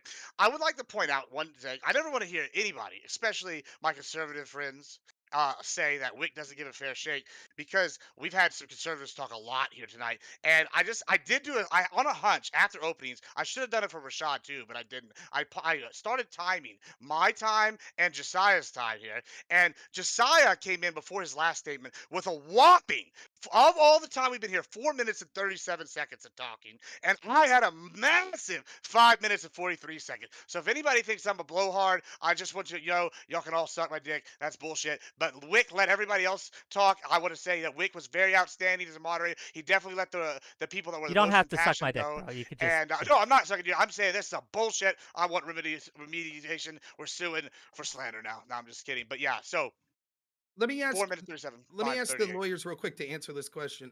Just real quick, and I'll get to my answer. Is a violation of due process unlawful? I think by definition, Constitution is the supreme law of the land. You violate the Constitution, you violate the law. Okay, then I would argue that if Donald Trump wins election, Alvin Bragg and his prosecution team should be prosecuted under 1715-2 because they have affected the election using unlawful means. If this is overturned on appeal and it turns out that Trump received due process violations, for which there are grounds for many, would you concede, since you've conceded it's unlawful, that that was a group of people, the prosecution team, that came together to affect an election and did so under unlawful means by violating his due process? And would you support Alvin Bragg and his team's conviction? No, absolutely not. I think it would be preposterous to think that you could meet the intent requirement that they knowingly, and in this case, knowingly violated his due process. No, they only had to take the steps that they knew would constitute what that's what you just said on tax violations. That was your interpretation. No, they but don't have to know that they were violating his due process. The- They just had to knowingly take the steps to violate his due process. So there's a big misunderstanding. So one thing is the underlying actus reus, the thing that is the tax violation, is the lying, not the knowing violation of the law. That's That not is true. what. It's the Why are opposite. you telling me that's not true? So you think that again? I just had this exchange with Lactoid where he admitted that if the facts I said were true, that Donald Trump would have committed the actual act of tax violation, and the only reason why an additional mens rea would be required would be because of this election statute, the way he's interpreting it, which we'll look into. Yes, I agree with that. Same thing here. But that is not that is not at issue here because, or sorry, the underlying act itself, which is the tax violation, is the line. If you're saying that someone is, That's not true. hang on a No, second. wait. You explain yourself. What Let do me you get mean that's clarification. not true? Yeah. You're saying not that the line's what constituted tax fraud. The tax fraud's the tax fraud. You're saying the intent to commit tax fraud, it's the lie that's the intent. Intent to commit the acts that constitute the tax fraud in terms of the lying to the IRS intentionally. Okay. And of course, the way you're still gonna have to prove that they lied knowingly, and that's obviously going to be with, that's the burden of the prosecution to do. But with a due process violation, you have to know that they intend to violate their due process. I want you to disagree. respond, Rob, but I want to hear Lactoid's answer to your question as well. I'm very curious. So again, Pisco will say this is not what he's saying, but it sounded to me like he was saying with the tax fraud violations when Lactoid brings up the idea of intent. The argument isn't that Trump had to know the tax laws and intend to violate the tax laws. It's that Trump did violate tax laws and he intended to take the steps that did violate them, regardless if he knew it was a violation or not, correct? That he intended to knowingly, maliciously lie. No, that's not true. So here the equivalent would be... Let me finish. Yeah. What you're doing is you can never just answer a question yes or no. You're saying the lie is what constitutes the fraud, correct? The lying to the IRS about... So another way of saying what you just said would be that he didn't have to intend to commit tax fraud. He had to intend to take the steps. In this case, the step was a lie. And that's why he has intent. Right. So you can't answer yes or no. I know. So hang on a second. So the equivalent here would be if Alvin Bragg knowingly deprived Donald Trump of his due process rights, knowingly, then I think that might be grounds for, to affect the election, that might be grounds for a violation of the statute. But why is it that that's not true? He doesn't have to understand what the law is on a due process violation. According to you, he would only have to knowingly take the steps that were a due process violation. You have no argument why that's not the case. Yes. None. Yes. No, you don't. Lactoid will agree with me because Lactoid knows that there's no strict liability as an assumption for criminal laws. He understands. The kind of thing that you're proposing, Rob, would be strict liability for violating due process, which, of course, if that were the case, then there are a lot of due process violations that Donald Trump was found for and for Biden, but it's not the case. And there's also... you're wrong. Yeah, but let's see what Lactoid has to say. He's going to agree with me. He's about to agree with me. Well, Pisco, I think what you're missing, what Rob's trying to do right now is he's trying to point out a perceived inconsistency on your behalf. Yeah, but he's failing. You can think that, right? But what he's saying is that, my position is, and the position we've had is that there needs to be some kind of intent to commit another crime. But you're saying that, well, no, he needs to have done this and then with the intent, well, not even that. He has to have done this and then intentionally done something afterwards. It seems as though that's the point you're making. Let me back to it. I think you can disagree with the. Well, I want to finish. You can disagree with the characterization of that Pisco, but that's what he's trying to do. In terms of the actual question as to whether or not they should go after Alvin Bragg, I think I can be consistent here and say, I think that you would have to find. Look, do I think that the judge is biased? Yes, he violated ethics codes to donate money to a campaign against Trump. He should not have done that, and that's a problem when that judge is now deciding things for Donald Trump. You have Bragg, who has absolutely, is of course biased, right? Now, just because he's biased doesn't necessarily mean that I think that he should be criminally prosecuted. I would agree with Pisco that in this case, you would have to show that he intended to go after Trump unlawfully. Now, I think the point you're making, though, is that maybe I can hold that position consistently because I also think that Trump, in order to show that he intended to commit another crime, that you have to show the mens rea there, and then to commit the crime. And you're saying Pisco is being inconsistent because he has a different standard for Bragg as opposed to Donald Trump. Pisco's argument is this, and he's trying to weasel out of it, but his argument is this. He didn't have to intend to break tax laws. He had to intend to do the things that constitute the breaking of the tax law. So in this case, the lying, the misrepresented. He may have done that and not known that that was a violation of tax laws, but the tax law says if you lie and misreport, it's a violation. So all you have to do is prove the intent that he took the actions that would constitute a violation of tax law, which means that it doesn't matter if he knew. I don't see a reason that Pisco's differentiating why that would be different here. And I'm pointing out give it to you. Let me finish, right? And so the argument would be, if an appeal court says clearly Alvin Bragg violated his due process rights by not including the specific underlying charges in the indictment, or through several other arguments that might be said that the prosecution violated his due process, The argument would seem to entail then, well, Alvin Bragg didn't have to know that was a violation of due process. He just had to know that he was taking the actions that would then later be determined a violation of due process. Did he know that he was not including, in this case, the specific underlying crimes in the indictment? Yes, he clearly knew he was taking that action. He'll say, oh, but I didn't think that was a violation of due process. Just like Trump could say, oh, but I didn't know that was a violation of tax law, and Pisco says that doesn't matter. Okay, we're gonna Yeah, hold on so- just before everyone goes, because again, I want to make sure that the time we end and we give everyone the time Yeah. they need. So after you respond, Pisco, what's going to happen is we're gonna go to closing statements, and then after Yep. that, we're gonna give, and you can stay, and I invite you to, and I hope you will. But we're gonna give Mhm. Rob those 10 minutes that I promised him, because I'm a man of my Absolutely, word, He can have the floor. right? To talk about the Jamal Bowman and Pisco stuff that he wanted Yeah, he to, can and you are go at his welcome heart's to will. stay. I You understand don't that, yeah. have to. Okay. So Okay. respond to that. Closing statements. Then yes.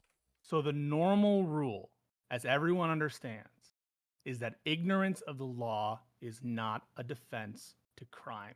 You cannot say, for example, I didn't know murder was illegal. I didn't know, depraved heart, whatever, driving drunk was illegal. Ignorance is not an excuse to the criminal law. When I described that, Trump didn't need to know he was breaking the tax law, although I think that there'd be sufficient evidence to conclude that he did know that he was violating the tax law.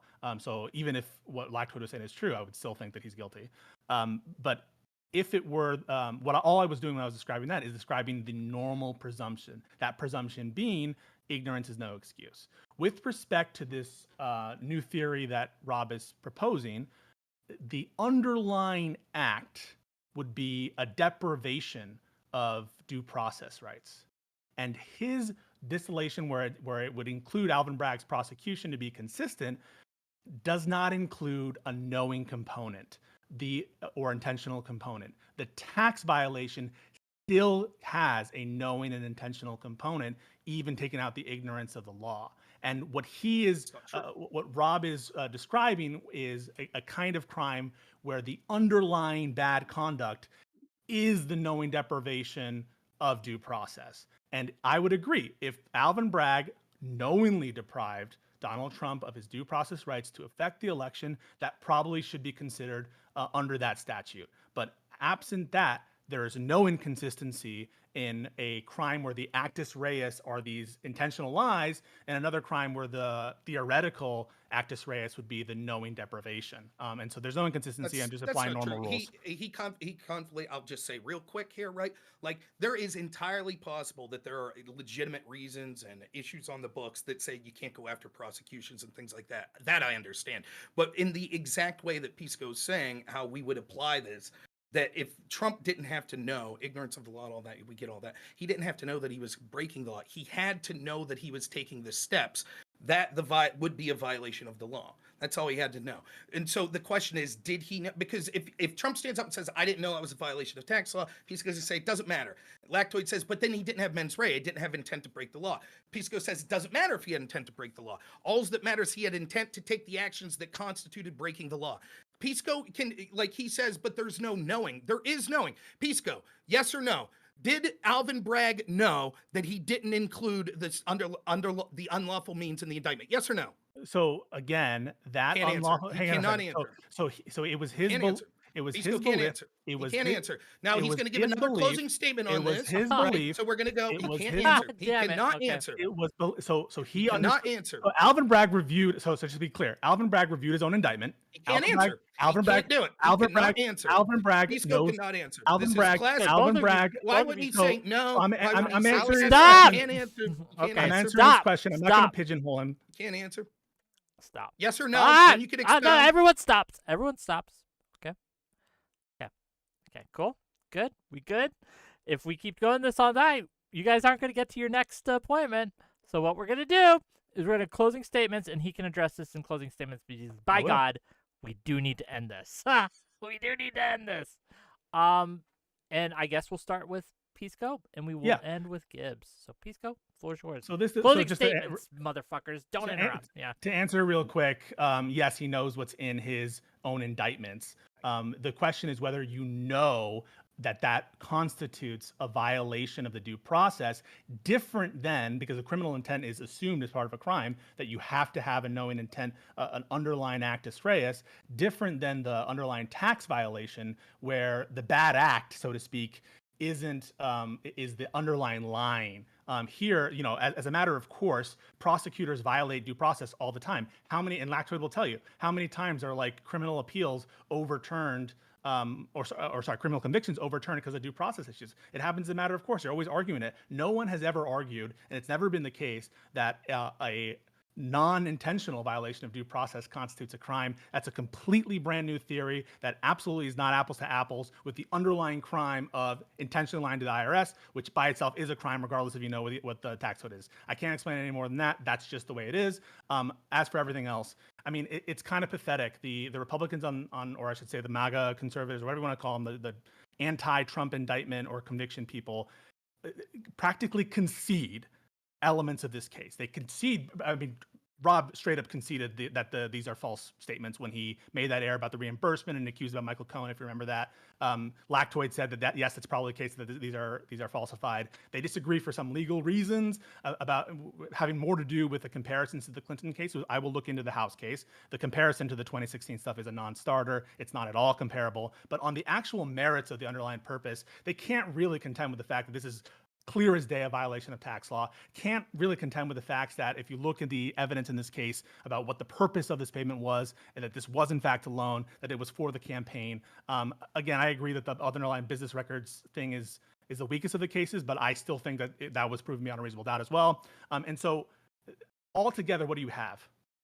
The fundamentals of this case are not contested that hard. And the real arguments are, do you believe the Hillary Clinton House case is comparable? And do you believe the 2016 Hillary Clinton case is comparable? That's what it amounts to. And so on that note, I think that practically everyone should agree that Trump committed some crime. And the question is just, should we have charged him with it? Thank you for being here. Really appreciate you. Rashad. You can follow me at Rashad Crenshaw on YouTube. I definitely did not win. I did not go and study law before this one, so you know, definitely should brush up a little bit more. Found some holes in my game with this debate. So wasn't able to participate as much as I wanted to, but I was able to realize there's levels to this shit. So thanks for everyone participating, and I definitely learned from the main screechers in this debate for sure. Well, thank you for being here. I appreciate you. Rob Nork, go ahead. So there's three levels to this case, as I said the first time. Was this a selective political prosecution? We didn't get to talk as much that as we wanted. Then there is the second level of, do these legal theories hold water? Were there due process violations? Didn't talk a lot about that. Then the third place was, is Trump actually guilty if we get through those first two bars? Now, I admitted that I haven't read the vast majority of the transcript. In fact, I've read hardly any. We're taking for word Pisco here saying that he has read the relevant parts. I think some people would disagree with him, but I'm not prepared to go back on what Hope Hicks said or this or that. I don't know the specifics of that. I think that is the far least important issue that we're talking about here. The idea of like, for example, I haven't heard any proof that Trump knew how this was titled, like the idea of how these payments were titled. I don't know, but it's not the particular issue that I'm interested in. It is self-evident to anyone's watching that this was a political prosecution. This basically is tantamount to a paperwork error. The big bad tax violation led to Trump paying more in taxes. The big bad falsification of records for election interference comes down to what the prosecution said in this case. Who knows? Perhaps Hillary would have won if we heard about Stormy Daniels, forgetting the fact that, you know, perhaps she would have lost even more if we knew that they were telling the truth about their actual FECA violation that they had previously. The whole case is a farce. And like I said earlier, anyone who could look at this and not see the first time ever that we're going after a former president and the number one and the contender for the political opposition party is this paperwork violation. This is what we're going to go for. And it just goes to show that this is what all of these charges were about. We haven't even gotten to questions of, can a state level prosecutor charge federal crimes? For example, one of the issues I wanted to get to, I don't know, I would like to hear lawyers' response to this someday. In Colorado, marijuana was legal at one point. So if you bought marijuana and wrote on the check something else and that was a false business record, could under this same theory, even though the state prosecutor couldn't charge you for marijuana, could that prosecutor say, but you wrote the wrong memo in the check, you said it was for something else, and it's illegal to have marijuana federally. That seems to be ridiculous. What this allows is state prosecutors all over the country to prosecute federal crimes, which is nonsensical. The Hillary Clinton part is important, and I know it'll be wiped away. 1/3 of the people listening, probably more than that, are hopelessly partisan. And the truth is, when you get right down to it, people like Pisco and Pondering are going to be okay with this because that's their entire worldview, that Orange Man bad. And so they'll make any justification for any double standard whatsoever. But for the rest of you listening, this is the most important part. Was this a political prosecution? These prosecutors, Cy Vance and Bragg, looked back to the 2016 election 6 years earlier and said, did they put the right lines in their payments?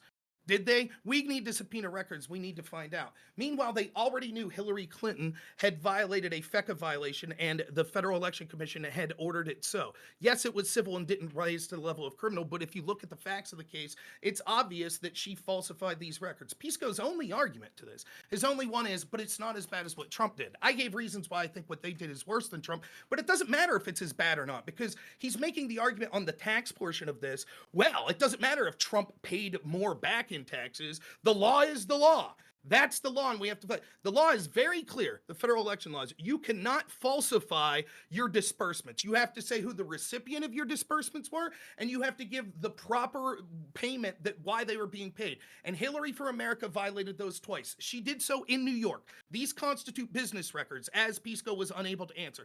That means that that Vance and Bragg had every reason, if they were interested in looking back to payments in the 2016 election, saying, hey, if we're going to look at Trump, we should look at Hillary too. But they didn't. They didn't do that. And so basically what happened is Hillary's team is fined $130,000 for the same crime that Trump's looking at 130 years for. And it's been put off, and it was put off to basically affect the election, and it is election interference is what they're doing. And so we didn't get to a lot of the most important parts of this case, but I'm happy when I get to talk to lawyers to try to talk in the areas that they think that their expertise on. I think me and Lactoid did a fantastic job of arguing why this would be bad to say it violates Federal Election Commission. And I think that I'm going to take the word over a Federal Election Commissioner like Brad Smith and the fact that the FEC looked at these payments and didn't think there was a violation over the words of someone like Pisco, who, as we'll get to in the next segment, you can see where his bias lies. Okay, well, thank you for being here. Really appreciate you. Right back. Okay, yeah, Lactoid, go ahead. Yeah. So my perspective on this is that it seems like with this trial specifically, people who are in favor of Trump getting convicted, Democrats generally, they like to appeal to common sense with a lot of things, and they dismiss the objections as appealing to technicalities or appealing to legal technicalities. But the problem is that there does seem to be a little bit here of trying to have your cake and eat it too, which is that, for example, of course Trump was committing tax fraud. It's common sense. Look at everything. Look at all of his expertise and everything that he knew. Well, but like, what about potential bias from the judge who donated money against him? Well, we don't technically know for sure if that influenced anything. What about Bragg, who campaigned on the fact that he was going to, sue Trump 100 times, or that he had sued Trump 100 times, that he was going to go after him? Well, potentially, but we don't know how much that had to do with it, really. What about the jury being biased in one of the most blue districts in the country? Potentially. I mean, one of the jurors, got their news from True Social. So, I mean, how do we really know? You're right. I mean, technically, we don't have unshakable evidence for a lot of the objections. The problem is the entire Trump conviction is based on technicality, and any application of common sense is devoid. An expense to silence Stormy Daniels, which Trump had apparently been pursuing since 2011, is obviously a common sense. It's obviously related to his 2016 campaign. But the Clintons openly buying a house in 1999 for the express purpose of running in New York in 1999, well, you can use a house for other purposes. I don't really know. I mean, technically, we don't really know if this is, again, it's ultimate charity one way and ultimate skepticism the other way.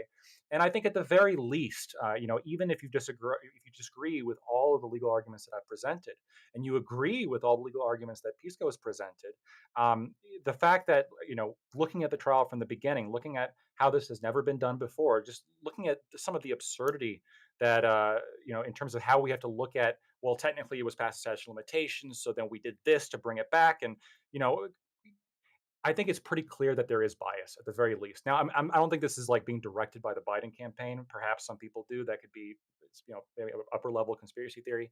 But I think it's absolutely true that there's a lot of people on the lower level, even down to the jury, where we have a very contentious human being, where everybody has an opinion, and a lot of people, especially in New York, hate this guy, and they hate him so much, and they think that he's a genuine threat to the country. You hear them say it. They say that he's a threat to democracy. Well, what do you do when it comes to a threat to democracy? Sometimes you got to twist the rules to get rid of that threat to democracy. And that's what I think happened here. If you like what I had to say, you can find me at Lactoid TV on Twitch, Twitter, and YouTube. Well, thank you for being here. We'll get to it. I want to get through these quick, right? I want to give you all equal time, but I know Rob has a place to be, and I did promise him 10 minutes. So please, Josiah. Hey, everybody, you can find me at youtube.com/@ponderingpolitics. I am glad that there were attorneys here on both sides being able to litigate the case. That was one of the things I told Wick when we discussed the panel. I'm like, it's really important since this is a matter of law, having the attorneys. I'm with Rashad. I don't know nearly enough about the law in this case to be conversant in it, so I just ask questions. I appreciate the answers from, yes, Pisco, obviously, but Lactoid and Rob as well. Whether or not I'm partisan, yeah, unapologetically so. I don't believe that Rob is nonpartisan. I don't believe that there's an investigation that Rob would ever tolerate into Donald Trump. We can have that conversation at a separate time. I don't think anybody is truly unbiased with respect to Donald Trump. He has ample grounds to appeal from the sounds of it, and this may be vacated on appeal. I'll accept the results from that. As far as I'm concerned, this is the weakest of the cases. Yeah, that's basically what I have to say. I do want to talk to Pisco about that thing the last time you and I talked, motherfucker, about judges and recusal and things like that. And the last thing I'll say on that score is the one thing I will say in Mershon's defense is the fact that this ethics situation was reviewed by a higher body. So that's some level of due process and accountability with respect to his bias. As somebody who wants judges to be like androids when it comes to the recusal process, be it people like Mershon or Supreme Court justices, I think it's perfectly reasonable to call in Mershon's objectivity into question because of that $35 donation. But again, at least there was due process involved where that whole thing was reviewed, unlike somebody like Justice Alito, by the way, whom we're supposed to trust entirely at his discretion. Lactoid, I want to have a conversation with you as a follow-up. It was his wife, you sexist. You motherfucker. We're going to have, this is my closing statement. I do want to have a follow-up with you about that sometime because I do think this is fascinating. And I would love to see eventually some sort of debate between some of the biggest legal analysts on this issue. So Ellie Honig from CNN, Andy McCarthy from Fox News, Andrew Weissman. I would love that. And if anybody has any like high-profile debates on this issue, that would be really good reference point as well. But again, you can find me at youtube.com/@ponderingpolitics. Thank you. Thank you for being here. Really appreciate you. Gibbs, close. Oh, and I'm sorry, real quick. Just again, Pisco, when this is done, Yeah, I'll give you 10 tonight. minutes. Yeah. Okay. All right, yeah, don't worry. Listen, I didn't have much to say on the panel. I won't have much to say now. Listen, as an American citizen today, your life would go better if you took every penny you owned, invested it into cocaine, and gave it to Charlie Sheen the day he got out of rehab, than it would be to be a political opponent of the Biden crime family. This is a clear farce. It's evidence of outrageous corruption by the Biden crime family. They're running rampant. They're stopping their political opponents. They can't stop him during their campaign because he can't remember his words on the prompter. So they're going to stop him in the courts with made up bullshit. That's the bottom line because Papa Gibbs said so. Y'all have a good rest of y'all's night. Thank you. Okay, I know the rest of you have to go. You can stay. Pisco, more than welcome. And I know we're going to give the floor to Rob for at least a little bit. And so You Rob, only need 3. when If you're ready, Pisco's buddy. going to leave, that's fine. I only need a couple Yeah, minutes. thank you so much, Wick, for having us on the panel. Thank you for and- being a Thanks for coward, having us Pisco. on. Thank Pisco. Thanks for being a coward. So, Appreciate you it, can Wick. see that Pisco rant because he knows is that all I want to say is Pisco. It's fun to test yourself intellectually against other people. That's fine. These are complicated legal theories, and oftentimes the kind of conversations you have with someone like me and Pisco, they're even if it's not legal, it's complicated areas we're discussing. So, talking about conspiracies or I don't even want to use the word conspiracy, like talking about potential conflicts of interest or bias, et cetera, in places like Ukraine, China, et cetera, with Biden and the laptop and all of this, it becomes difficult. And it's difficult to sift through hundreds upon hundreds of pages and have these conversations. So it's nice to know that the person you're talking with is at least gauging in good faith to some degree. Now, I want you to go back to the moment that Lactoid was talking about in his closing statement. Now, how hard would it have been for Pisco to say, like, yeah, you're right. It seems like it's also quite obvious beyond a reasonable doubt Hillary Clinton purchased that house for the election. Like, instead, he always has this unreasonable, and it was the same with the FECA violations. No, I don't believe those are FECA violations. He doesn't tell you why. He just asserts that. And you realize that if that was a FECA violation, all of this case collapses. Not because Trump didn't commit the crime, but that first threshold of, was this selective prosecution? Was this a crime that's worth going after a former president? Now, I get to all of that to talk about this. When you're listening to Pisco's argument, when he says, trust me, that was all good. Trust me on this house situation. You have to see the type of person. And he mentioned this about me. He said, what caliber of person I am. I welcome that challenge. We had a conversation, me and Pisco, about this guy, Jabal Bowman. The details of it's not important. The mistake is everyone thinks this is about the specifics of the Jabal Bowman case. It's not. It's about Pisco and the type of arguments he has. I loved arguing with Pisco. I'd probably argue with him maybe over 100 hours on stream and elsewhere. We see it Pisco on Twitter, said- but go ahead.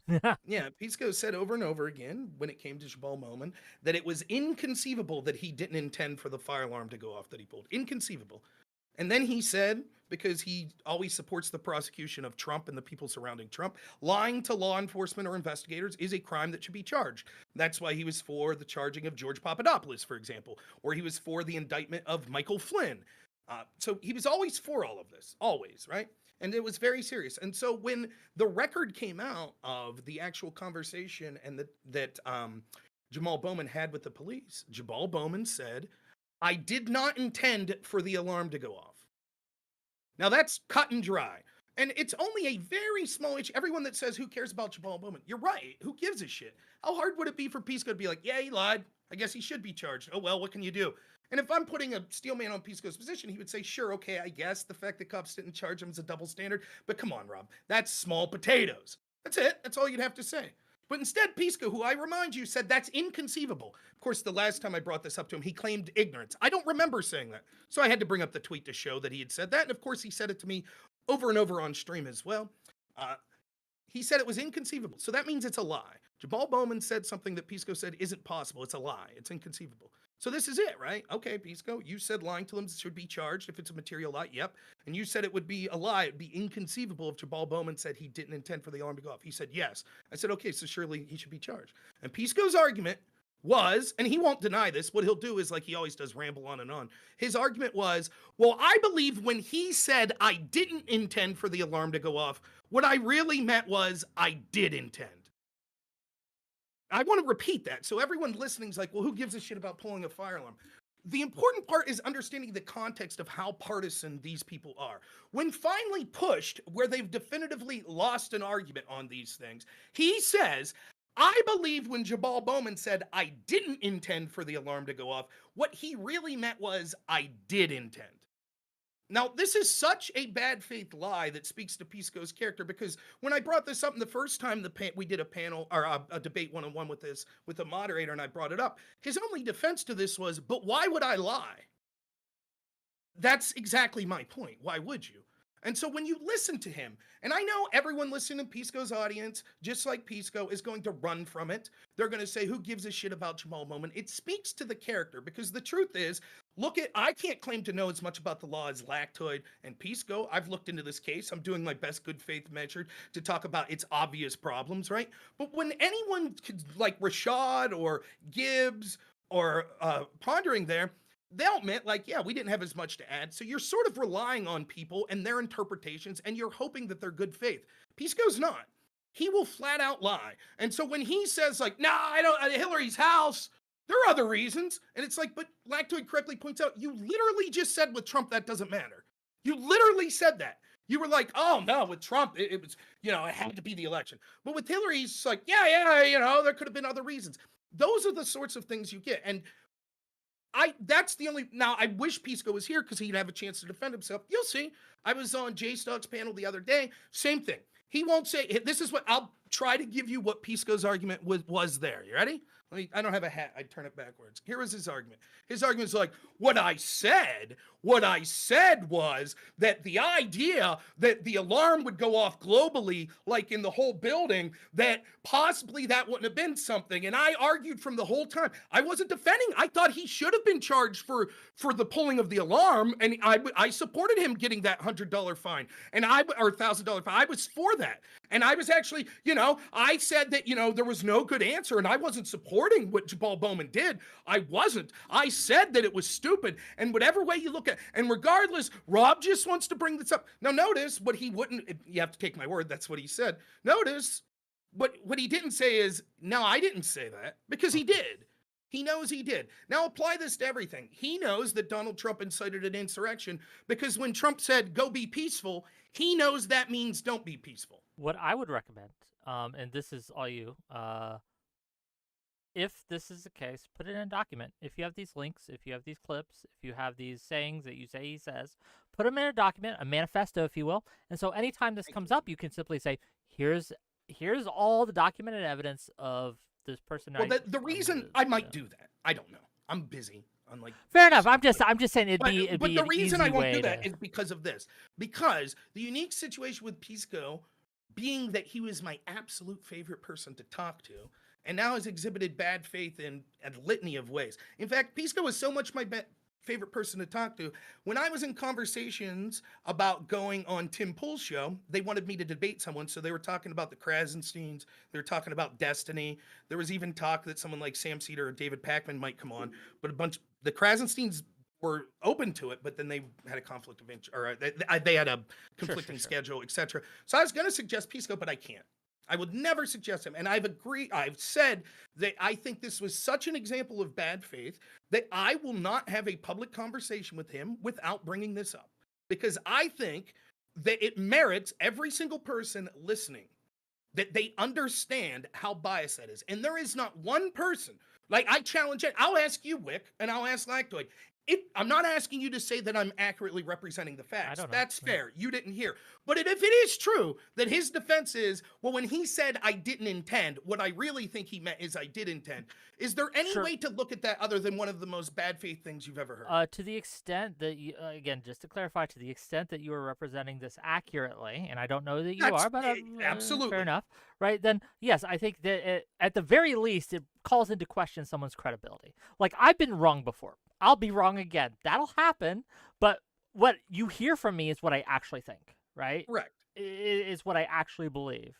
And I think that is, I would agree with you that is an important thing, that you need to know that what the person is telling you and what the interaction you are having, they actually believe. Now, none of us here, not me, not you, not anyone, is free of biases in these things. We tend to believe our side over the others, right? There are measures to mitigate that, but that's just a tendency as humans that we have. So I don't necessarily ding someone for that if they're biased. Okay, sure, yeah, I get you, right? You're gonna do that, but yeah. Right? Like you talked about being wrong or having, of course, like Pondering says he doesn't think.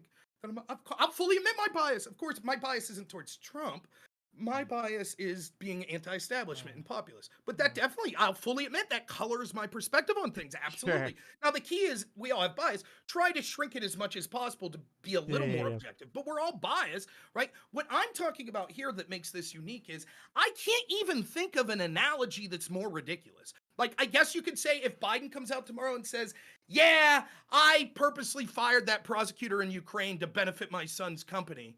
Like, Pisco would just say, presumably, no, when Biden says that, what he means is he didn't do it. And, like, it's that level. It's like, why am I sitting here talking to someone? Because I'll fully admit, when it comes to the specific legalese and, like, well, this case law or something, I'm taking people like Lactoid and Pisco at face value.